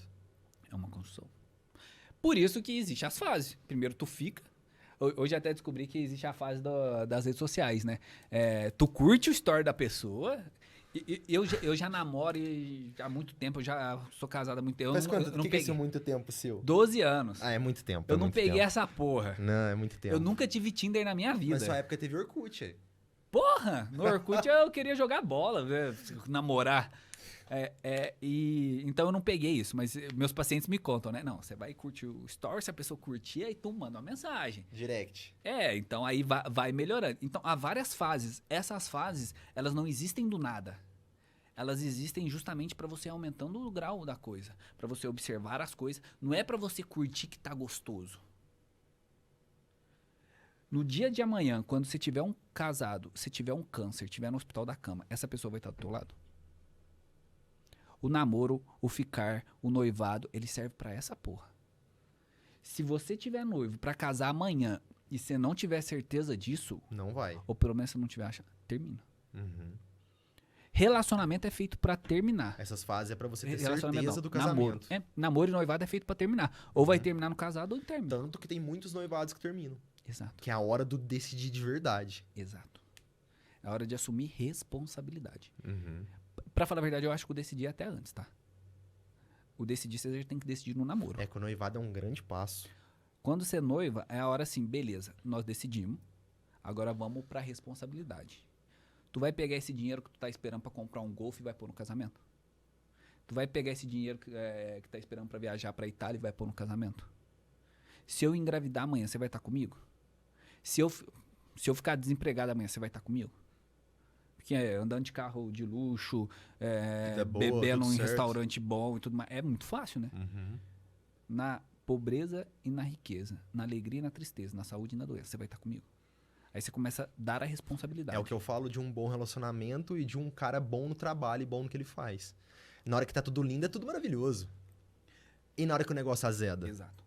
É na hora que azeda que você vê que se o cara é bom no que ele faz. É aí que você vê o princípio do cara. É aí que você vê o princípio da mulher também, né? A gente tá falando pros dois. Sim, dos dois. Uhum. Funciona psicologicamente de forma diferente. Há uma diferença de gênero aqui. Por mais que a gente não goste de falar muito disso, há. Mas precisa se ver isso dos dois. Esse assumir de responsabilidade. Vocês vão estar um com o outro independente do que aconteça? E o que você entende de psicologia, o que passa de casal na sua mão e tal. Qual que é a sua opinião, Diego? A galera tá terminando mais hoje em dia? Eu não preciso dar opinião. Não, porque É tipo, estatístico, estão terminando mais. não, tudo bem. Mas tem o lance assim, tá terminando e dava pra consertar ou não, entendeu? Qual que é uma medida do amor? Oxe, aí você me fode com a pergunta dela, É não sei. a mesma medida do dá pra consertar ou não. Uhum. Agora, obviamente, se você escolheu por uma lógica, porque o cara é legal, porque essa pessoa é bonita, porque tem dinheiro, porque, porra, me faz curtir legal, aí não vai dar certo. Não vai dar certo. Não Isso dar vai certo. acabar. Vai acabar. Pode ser até que isso seja um movimento primário pra você olhar pra aquela pessoa e ter um primeiro contato. Mas não Ou pode chamar a atenção. chamar a atenção. Uhum. Mas não pode ser o que, pô, fez durar, né? A paixão dura quanto tempo, mais ou menos? Temos um Ah, estudo sobre isso? A paixão é uma emoção. Toda Uhum. emoção, ela dura pouco tempo, né? Uhum. Mas assim, 1 ano, 2 anos? Não tem, varia de pessoa pra pessoa. Varia de pessoa pra Qua- pessoa. Quanto tempo dura tua tristeza, tua raiva, tua ansiedade, tua euforia? Bom, de pessoa para pessoa. Tem pessoa que dura 2 minutos, tem pessoa que dura 2 horas. Por ser emoção, dura pouco. A questão é quando a paixão acabar, porque ela vai acabar. Como é que você aprende a reacender ela quando ela acabar? Mas quando ela acabar, você ainda está disposto a assumir a responsabilidade desse relacionamento? Você não vai pular fora? É. Vai acender a vela de novo?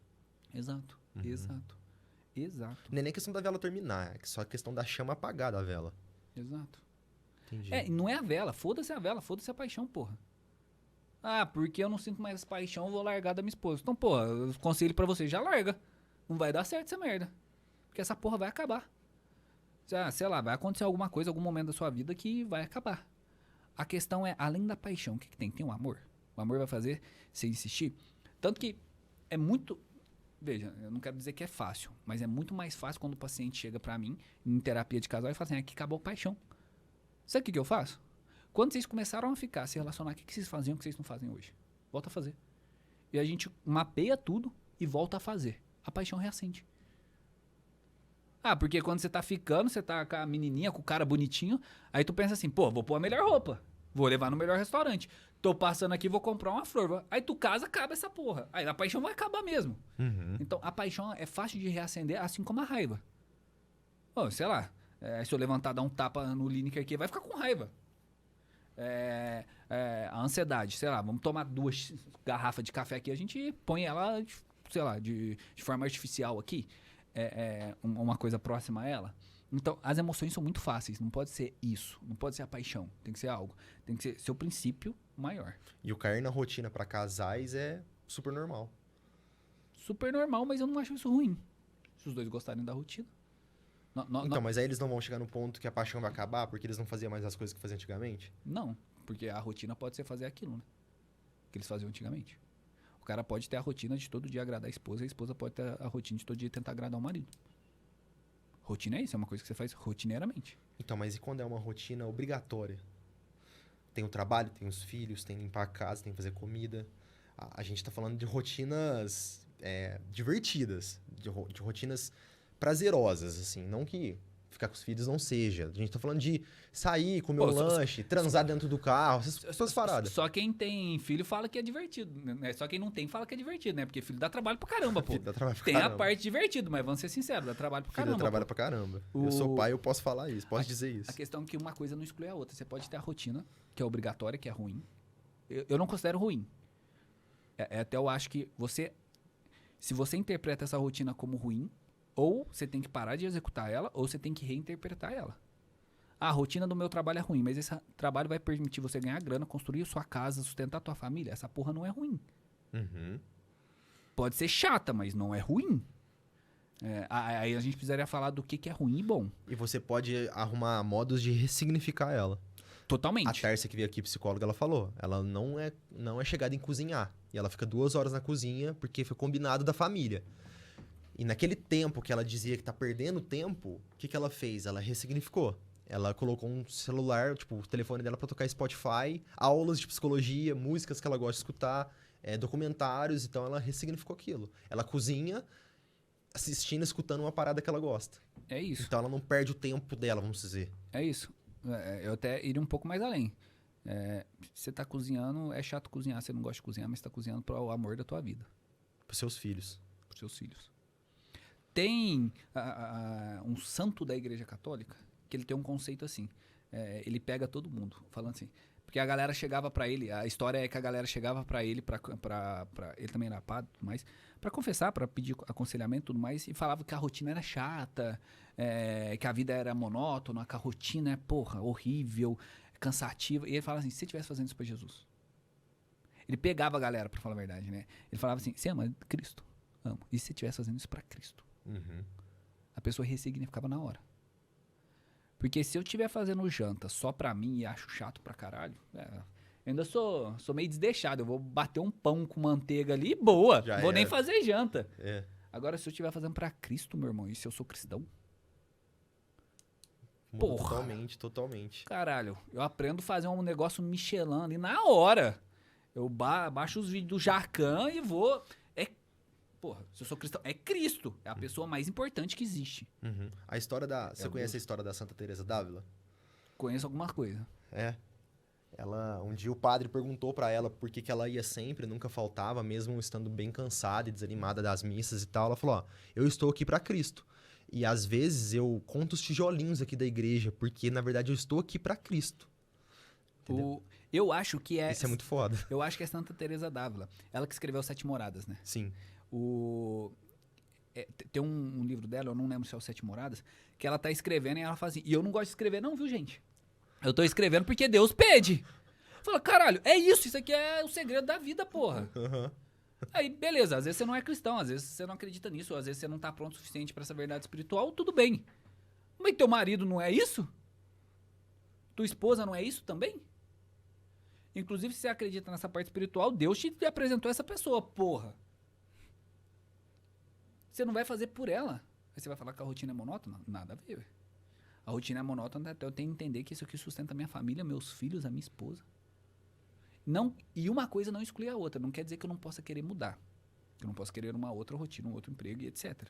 Que eu não possa querer trabalhar o suficiente para contratar um cozinheiro ou não cozinhar mais. Uhum. Mas até lá, eu tô fazendo isso aqui, velho. E uma coisa também não exclui a outra. Eu posso ter essa rotina e mesmo assim implementar rotinas boas. Rotinas de paixão. Rotinas de amor, de carinho, de cuidado. Eu posso ter os dois. Quem foi o cara que falou assim, ou você tem uma rotina triste, ou você tem feliz, alegre. Não, você tem as duas, porra. Caralho, eu sou psicólogo. Tem coisas da minha profissão que eu amo e tem coisas que eu odeio. Trabalhar com o que a gente gosta não significa que vamos fazer coisas que a gente gosta todo dia. Pelo contrário, se trabalhar com a coisa que você gosta, você começa a gostar daquilo, você começa a especificar ainda mais, você começa a aprender ainda mais, e aí você só se fode. Porque é coisa que você não precisaria aprender, que é chato pra caralho, você tem que aprender. Uhum. Sei lá, na minha profissão, todo atendimento eu gero relatório. Eu não gosto de fazer relatório. Mas precisa ser feito. E quando eu não atendia ninguém, era beleza, eu não fazia nada, mas eu não atendia ninguém, porra. Agora que a agenda lotada, tu faz quantos relatórios? Realmente. Quer ver uma parada que eu tenho medo? Pós-live, eu faço live na Twitch de jogo. Jogando, trocando ideia com a galera. Você joga o quê? Counter-Strike. Porra. Um dos jogos, né? Mas mais CS. Eu tenho medo de um dia isso virar minha renda e ficar chato. Eu tenho esse medo, sabia? Disso virar minha renda e ficar chato. Eu ter que fazer por obrigação pra ganhar dinheiro. Eu tenho medo disso, você acredita? Isso é muito doido. Eu teria muito doido. medo de morar na rua, né? Dessa porra aí é belezinha. Não é, velho. Não é. Você fazer uma coisa que era divertido, era prazeroso, mas não era sua renda, não era sua fonte de dinheiro. Aí virou, e você tem que fazer aquilo todo dia. É um negócio que você amava fazer e nunca foi. Porque tem esse lance do amar também, né? Você ama uma coisa quando às vezes ela não te oferece nada de valor em troca. Eu jogo CS faz 20 anos. Nunca ganhei nada com CS.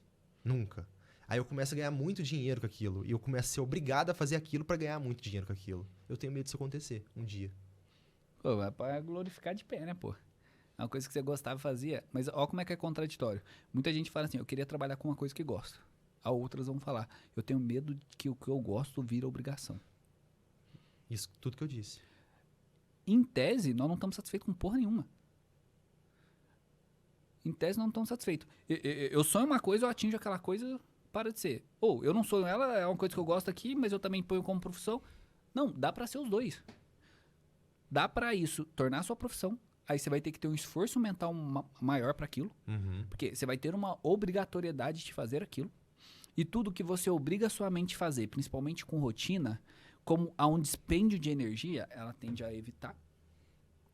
Mas dá pra você ter aquilo e entender que, beleza, eu não vou gostar 100% do tempo, mas eu ainda vou gostar. Eu tenho um paciente que ele é uma celebridade do GTA.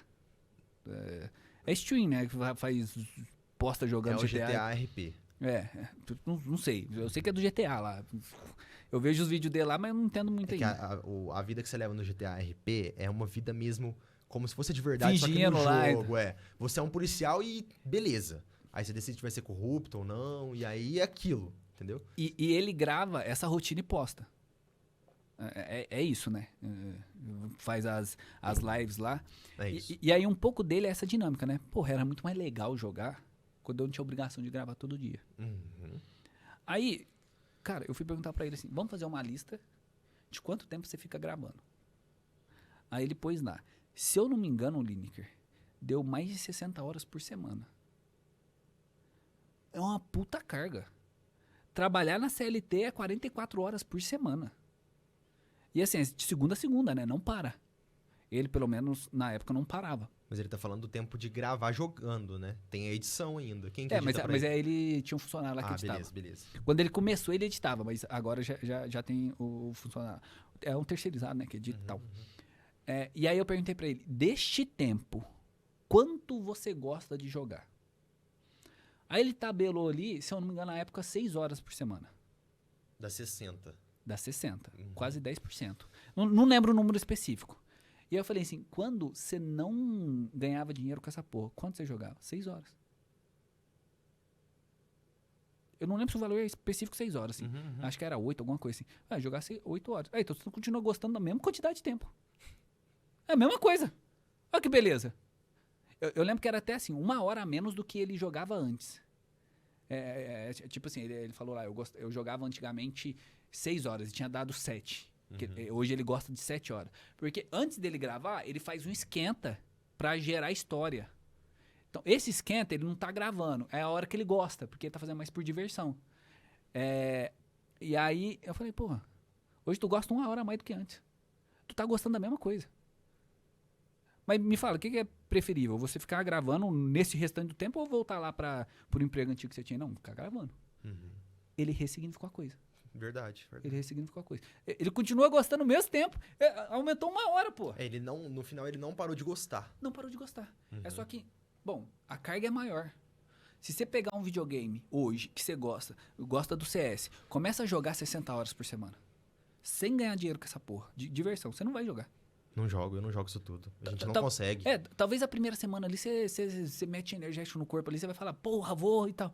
Ou talvez um dia você consiga.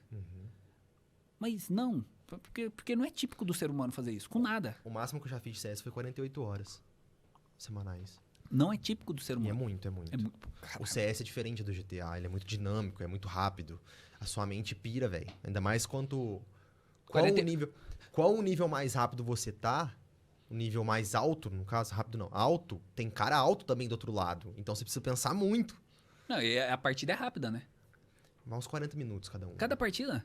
Porra, na época que eu jogava esse negócio era 5 minutinhos. Não, Acho que é que 2 minutos cada round. Mas precisa de 13 rounds pra acabar. É 13 rounds pra acabar. É quase um truco, pô. É, É quase um truco, pô. Antes era 16. Hã? Truque é 15. É 15. Depende a É, região. 12, 15, sei lá. Aham. Porra, melhorou. É, tá profissional o negócio. Eu já trabalhei numa Lan House quando eu tinha 14 anos. Só ficava jogando CS o Era dia meu inteiro. sonho trabalhar Era, na Lan porra, House. só jogando.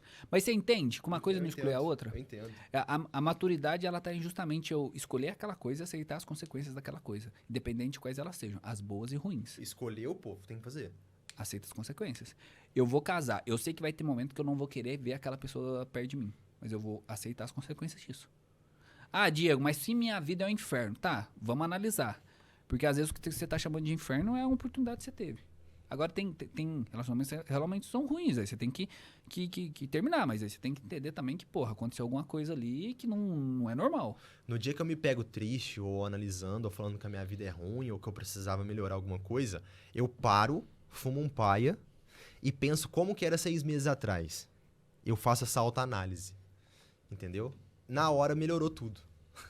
Na hora melhorou tudo. Tem uma história do psiquiatra vienense, que é o professor Viktor Frankl.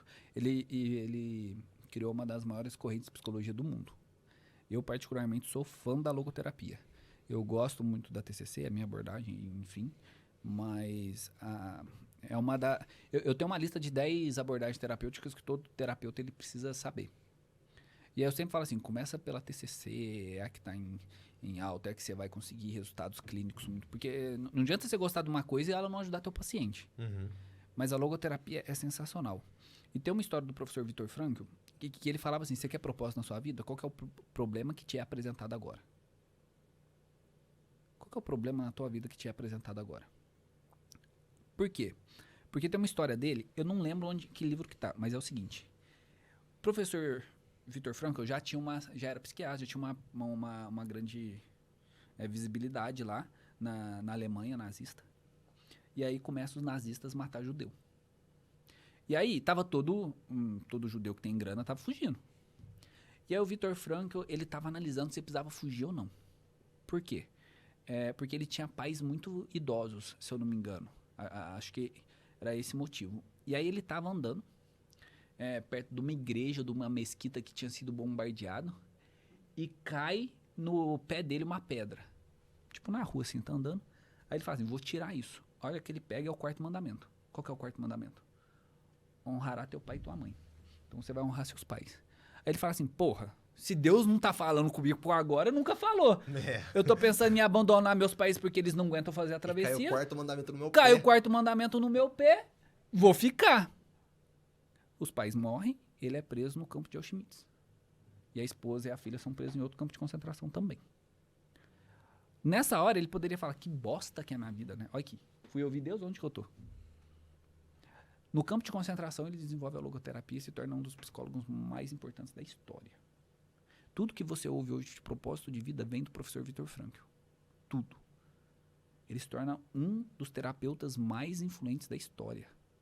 Porque ele pegou um problema que literalmente caiu no pé dele e deu sentido para aquilo, deu propósito. Aí ele entra no campo de Auschwitz. Inclusive, o professor Viktor Frankl, ele era muito... Ele tinha uma visibilidade muito grande porque ele era aluno do Dr. Freud. Assim como Jung, que abriu a terapia junguiana, era aluno do Freud. Então, tem a tendência de você ser aluno de grandes mentes, você também se tornar uma, né? Tem essa tendência. E aí o Freud, ele falava assim, se você tirar tudo do ser humano, as regras sociais, a educação, a roupa, se tirar tudo, pôr ele numa jaula, ele volta a ser animal. E o professor Viktor Frankl falava assim, não é possível.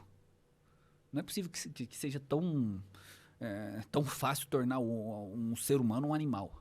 E era uma divergência teórica que eles tinham. E aí, o que é o campo de concentração, né? É tudo isso. É isso. Tudo isso. Aí ele chega, o Freud falando assim, se você tirar tudo isso, colocar um cara na gaiola, ele vira o pior ser humano possível. Então, o que torna o cara melhor é essas regras sociais que a gente tem e tal, etc. Então também, mas assim, extrapola a regra, você não precisa dessas regras, enfim, aí tinha essa discussão lá. E o Viktor Frankl entra no campo de concentração e ele vê isso na prática. Ele vê uma galera que você tira tudo e vira animal. Mas ele vê um pouco ali, uma porcentagem que melhora, que se edifica. Que ele até cita assim, é o que a Igreja Católica chama de santos.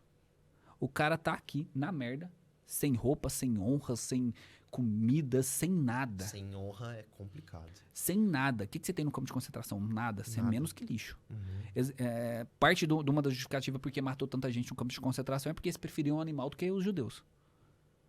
Então, não sei se isso é verdade ou não, mas tem essa parte da história. E aí o Viktor Frankl, ele ora e fala assim, Freud, você tá certo. Tem uma galera aqui que só piora, que vira animal.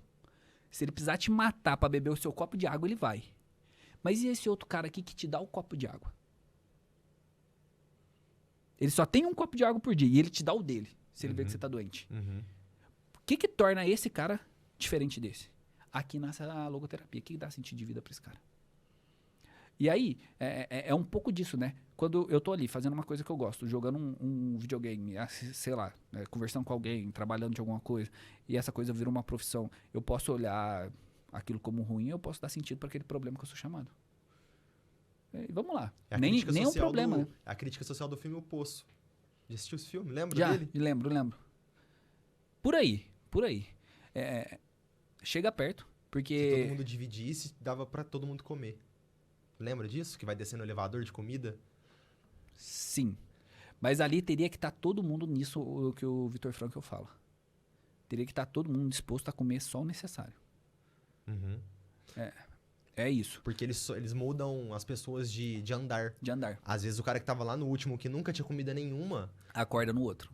Acorda no primeiro. E aí ele comia tudo a parada. Comia ainda defecava em cima da mesa. Vocês deixaram sem fome, agora é a vez de vocês. Então, no poço, quase todo mundo, se eu me recordo do filme, tá na camada errada ali. Tá na camada errada. O professor Viktor Frankl, ele fala assim, cara, o que faz esse cara aqui, vivendo como um animal, se edificar, ter propósito na vida? E ele descobre isso nele mesmo, né? E descobre nos outros também. Ele reagiu assim? Reagiu sim. Reagiu assim? Cara, tem uma história que é do professor Viktor Frankl, que é foda, assim. Tem parte da galera que se mantém lá por religião. Então ele fala assim, o cara ama tanto a Deus, ele acredita tanto na existência do Deus dele, que aquilo tá tão intrínseco nele, que ele dá a vida por outro. Aí existe um mártir da Igreja Católica que é isso, né? Ele tava num campo de concentração da Polônia, os caras falam assim, tá muito cheio, vamos matar 200. Aí dos 200 que escolheram lá aleatoriamente, um cara começou a gritar assim, não me mata não, eu tenho esposa e tenho filho.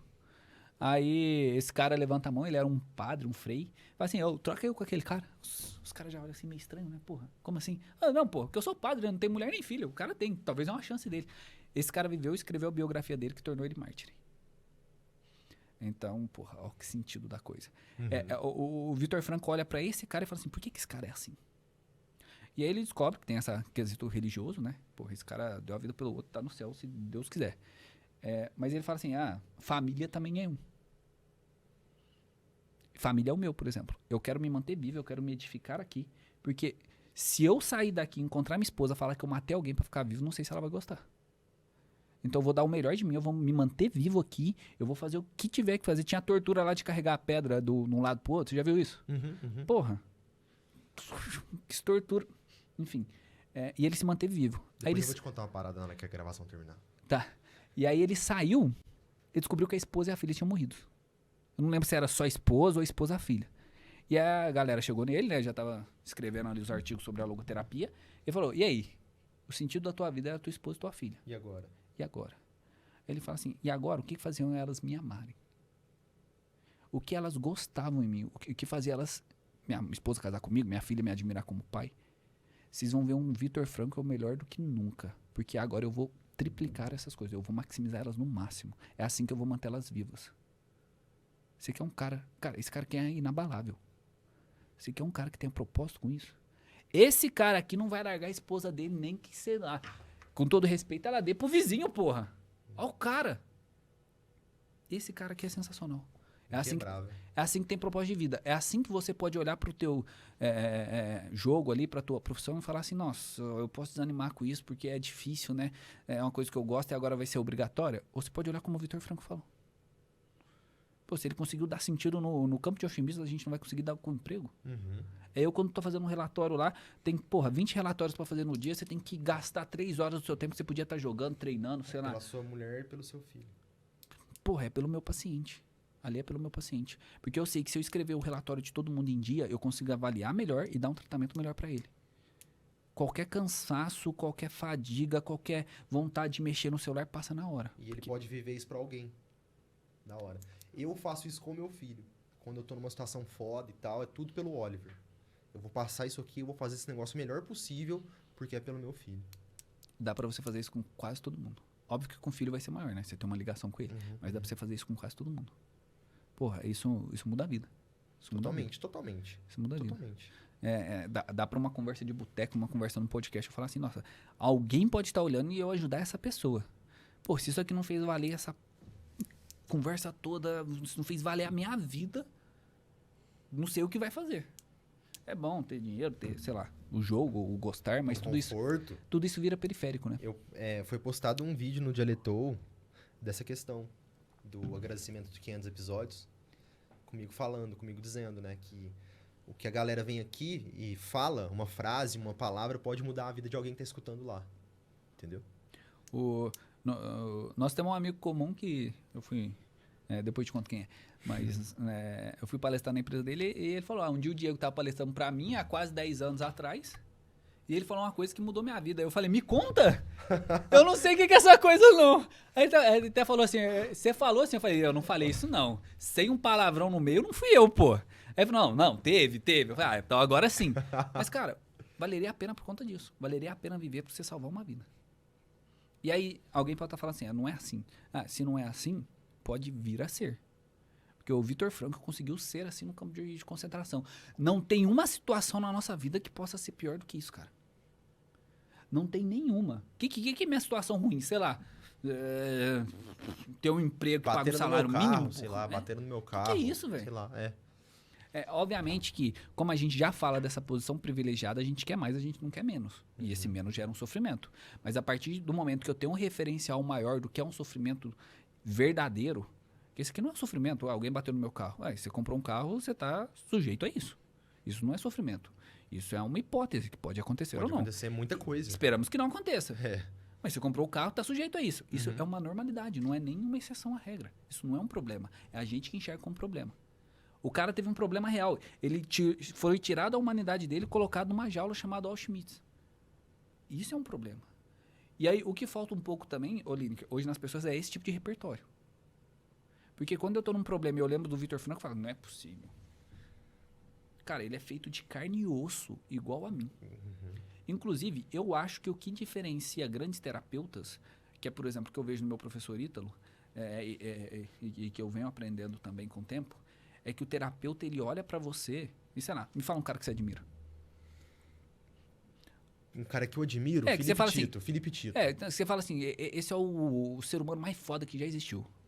O ser humano mais foda que já existiu pra mim foi Ayrton Senna. Tu é feito das mesmas coisas com ele, com as mesmas potencialidades com ele. Obviamente, você não é piloto, você não vai querer ser. Mas você entende que você é feito da mesma coisa? Terapeuticamente, a gente fala de ter empatia. E todo mundo fala que empatia é se colocar no lugar do outro. E uma coisa que ele faz, que eu peguei pra mim, que ele fazia, né? Infelizmente. Pô, como esse cara tinha que estar vivo até hoje. Uma coisa que ele faz que eu peguei pra mim foi a questão de tirar o melhor com aquilo que eu tenho. É isso. Mas, por exemplo, quando você chega em terapia, por mais mal que você acha que você tá, o terapeuta ele não se coloca só no seu lugar. Ele tenta com empatia se colocar no seu lugar, mas também enxergar o lugar máximo que você pode chegar. Então você nunca vai ser o Ayrton Senna, mas você tem as mesmas potencialidades. O terapeuta é o único que quando você senta na sala com ele, ele vai enxergar isso. Ele vai falar isso, pode estar ruim, pode estar mal, mas você tem como chegar lá. E isso é fenomenal. Pô, você pode estar num emprego que você não gosta, você pode estar num relacionamento que você não goste, você pode viver a maior potencialidade daquilo. O terapeuta, ele enxerga aquilo, porque todo humano, ele é feito dos mesmos componentes, pode chegar no mesmo lugar. Talvez não na mesma forma, talvez não no mesmo momento, mas tem essa potencialidade. E aí o terapeuta, ele é o único que, para cada humano que ele conversa, ele enxerga isso. Então, quando chega um cara ansioso, eu não posso sair disso, eu já passei por 3 terapias e não consegui. E você fala assim, cara, pô, eu sei que é possível. Eu vi isso. Ano passado eu dei alta para 27 pacientes com ansiedade. É um número legal. Uau. Eu uso esse número até para falar para meus pacientes. Porra, não é possível que eu dei 27 e você não vai. Nós sabemos fazer isso. Acredita, vem comigo. Aí ele fala assim, é real, eu também tenho a possibilidade que aquele outro. Eu também posso. Quantos pacientes não chegam para mim porque é um paciente que teve alta e indicou? Não, aí tem uns pacientes que chegam assim, se aquele fulano teve alta, eu então, porra, vou ter também. Então, é isso, o terapeuta, ele te olha e ele entende que você é muito mais do que você mesmo acredita que é. Pô, essa é uma habilidade que eu acho que todo terapeuta tem que ter. Ele tem que transpassar a alma do paciente e saber onde que ele pode chegar. Todo paciente que chega na clínica poderia ser um santo, poderia ser um Vitor Franco, poderia ser um Ayrton Senna. Veja, ele não vai ser, porque cada pessoa tem a sua individualidade e fez a sua história. Mas ele tem essa potencialidade. De chegar lá. Então, nós precisamos usar. Ele não vai usar essa potencialidade. Por exemplo, o Lineker não vai usar para corrida. Ele não vai entrar na Fórmula 1 com a idade que ele está, com o trabalho que ele está, etc. Não é seu objetivo. Mas você pode ser inteligente, resiliente. Na comunicação. Como o Ayrton Senna na comunicação. É o que eu estou fazendo. É exatamente isso. Exatamente. E é isso que um terapeuta enxerga. E quem que é o cara que você mais admira no mundo todo, Diego? Cristo. Não, mas a gente está falando de uma figura... Não vale. Não vale. Pô, pegou pesado. Aí foi... Caramba. Soco no queixo, pô. Em que área? Eu nem sei quem é. Em que área? Em que área? Explique. Porque cada vez eu vou criando mais referenciais. Então, na área intelectual, eu tenho um, na área da psicologia, eu tenho outro, na área do esporte. Não, você tá roubando de novo, irmão. Eu quero um igual eu falei. Doutor Ítalo. Doutor Ítalo. Hoje, o cara que mais gerou impacto na minha vida, que mudou a minha vida, foi o Doutor Ítalo. Então, assim, hoje eu sou um dos alunos mais frequentes no curso do Doutor Ítalo. O Doutor Ítalo, se ele lançar uma coisa, eu compro porque eu tô em débito com ele a vida toda. Ele me tirou de ser um terapeuta comum e de me tornar, realmente, de me tornar um excelente terapeuta. Ele mudou. O Ítalo, não sei se você conhece o Ítalo. Não conheço. Você falou dele, citou ele, mas pode passar uma... O Ítalo Marcílio é uma figura controversa aí da internet. Tem gente que ama, tem gente que odeia. É um dos dois. Não tem como ser metade. Não, tem como só você amar ele. Se você odeia, é que você não conhece. Eu brinco assim. Tô puxando o saco dele. Mas ele é um terapeuta e ele ensina pessoas a serem terapeutas. Ele é um psiquiatra. E hoje o curso mais famoso dele é ensinando as pessoas a serem terapeutas. Que foi o primeiro que eu entrei. E tem um Diego antes e um Diego depois. Então, assim, se eu fosse admirar alguém, seria ele. Hoje eu vejo o Ítalo abrir um curso, por exemplo, cara, abre curso de internet, você já pensa assim, é foda, vai ser... E aí tem aquelas promessas de internet, né? Você vai atender tantos pacientes, você vai ganhar tanto e tal, você vai atender... Escale seu negócio. Exato. E aí o Ítalo é o cara que quando ele anuncia isso, eu olho pra tudo que ele anuncia e falo, Ítalo, eu já superei isso tudo por sua causa. Quando eu formei em psicologia, a minha área principal não era clínica. Eu sempre quis estudar clínica, eu já formei e já abri a clínica. Mas a minha área central era RH, era gestão de pessoas. Trabalhei de 2012 a 2024 com gestão de pessoas. Então, 2016 a 2024, 8 anos. Eu era bom, fiz parte de uma grande consultoria, fui gerente de algumas empresas. Realmente, eu tenho uma competência com RH bem legal, assim. Em off aqui, depois a gente fala sobre isso. E aí, teve um momento que eu já segui o Ítalo, eu admirava o Ítalo, e o Ítalo falava assim, porra, eu vou ensinar você a ser terapeuta de verdade, você vai ver dessa porra. Eu falava assim, Ítalo, quero não, tô bem no RH. Ele falou assim, não, vem. Mas ele não tava falando comigo, ele tava lançando uma ideia. E eu falei assim, porra, eu lembro que na época eu tava namorando, pensando em ser noivo, não tinha grana pra nada. Eu juntei um cartão da minha, na época, namorada, que hoje é esposa. Falei assim, vamos dar ouvido. Cara, dali pra lá foi só clínica. Foi só clínica. O olhar do Ítalo, parte disso que eu tô falando, eu falo como reflexo do que o Ítalo me ensinou. Então, o olhar dele, a potencialidade dele. Tem uns caras que tem isso, né? Eles te olham e falam, ó, vamos aqui, vem aqui comigo que você vai ser isso aqui. Cara, é muito louco. Dá vontade de eu pegar... É que assim, eu sou aluno dele, então eu tenho uma admiração com ele como professor. Como talvez um pai intelectual pra mim. Uhum. Eu tô falando de uma realidade específica minha. Mas se um dia eu entro na rede social e vejo alguém falando assim, isso aqui é lorota e tal, porque a gente gosta de falar isso de qualquer cara que é grande na internet, né? Eu falo assim, cara, deixa eu te mostrar 2 minutos da minha história. O que o Ítalo promete não é metade do que eu alcancei, e eu só alcancei por conta dele. Pô, então, é um cara que eu admiro porque ele gera esse impacto em mim. O Diego terapeuta era um cara que trabalhava meio, antes do Ítalo, trabalhava meio período em RH, meio período na clínica, atendia a galera de Franca. O Diego, depois de 1 ano com o Ítalo, é um Diego que atendia em 7 países. Que começou desesperadamente a querer sair de RH, não porque RH é ruim, porque, porra, tinha lista de espera de paciente. Eu tenho até hoje. Ficou pesado. Exato. Tem uma hora que você tem que escolher alguma coisa. Exato. E aí o Ítalo vem. E eu fui. Tanto que hoje eu tenho a clínica lá na Paulo VI, aqui, mas eu atendo... Hoje, atualmente eu atendo em 4 países. Eu cheguei a atender em 8 países. Então, só na Europa eu tenho uns 7 pacientes. Então, assim, é uma coisa verdadeira que eu vivencio. Então, pelo efeito que ele gerou em mim, quem eu admiro é ele. E gera até hoje, né? E você falando assim, é verdade mesmo, que você é ruim pra responder no WhatsApp. Então, você tá trabalhando muito. Eu não sou ruim, é que eu trabalho muito. Graças a Deus. Graças a Deus e um pouco do Ítalo também, né? Ele que fez eu acreditar. Tem uma junção de coisas aí. Você ficar só parado, Deus não vai jogar todas as coisas na sua mão. Exato. Você tem que dar os seus pulos também. Exato. Exato. É isso mesmo. Uhum. E aí, quem eu admiro? O Ítalo. Irmão, pra gente poder encerrar aqui, você vai voltar de novo no Diletor. Você precisa voltar de novo, cara. A gente vai fazer uma brincadeira com você, que é o Perguntou. O Perguntou, que é perguntas e respostas. Vai lá. Mais rápido possível que você puder responder. Só que se você precisar dar um esclarecimento, a gente perdoa.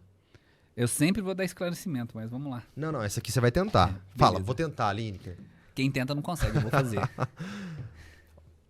Pensamento ansioso tem prazo de validade? Não. Como calar a mente antes de dormir? Mindfulness. TCC cura coração partido? Nenhuma terapia cura, toda trata. Pensar demais é um transtorno? Não, só se for disfuncional. Pensamento catastrófico é normal? Não.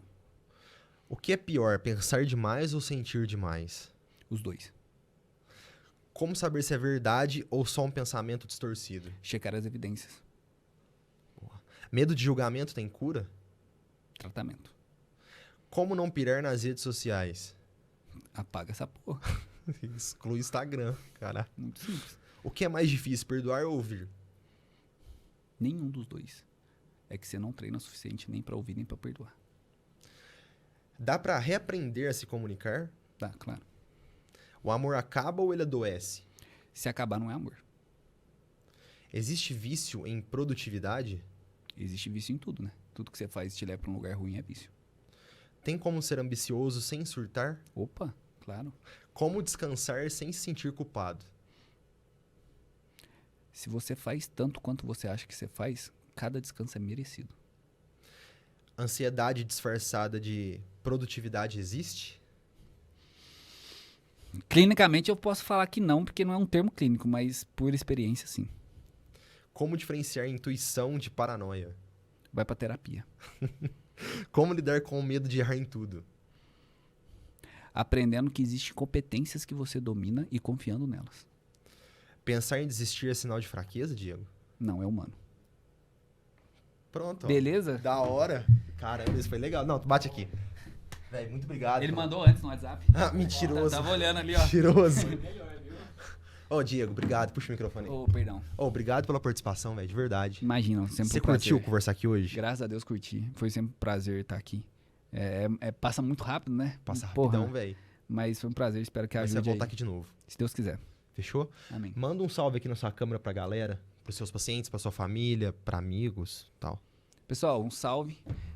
Prazer estar aqui com vocês. Espero que vocês gostem de assistir aí, que vocês tirem algo de proveitoso. Top. Irmão, volte novamente, tá? Muito Volto. obrigado. Obrigado. Tamo junto. Valeu. A galera de casa, muito obrigado a todo mundo que acompanhou. Nossos patrocinadores maravilhosos na descrição. Instagram do Diego na descrição. Chamem ele lá se vocês gostaram do trabalho dele, da ideia que ele trocou aqui hoje, tá bom? Um beijo, fique com Deus, tamo junto, até mais. Boa.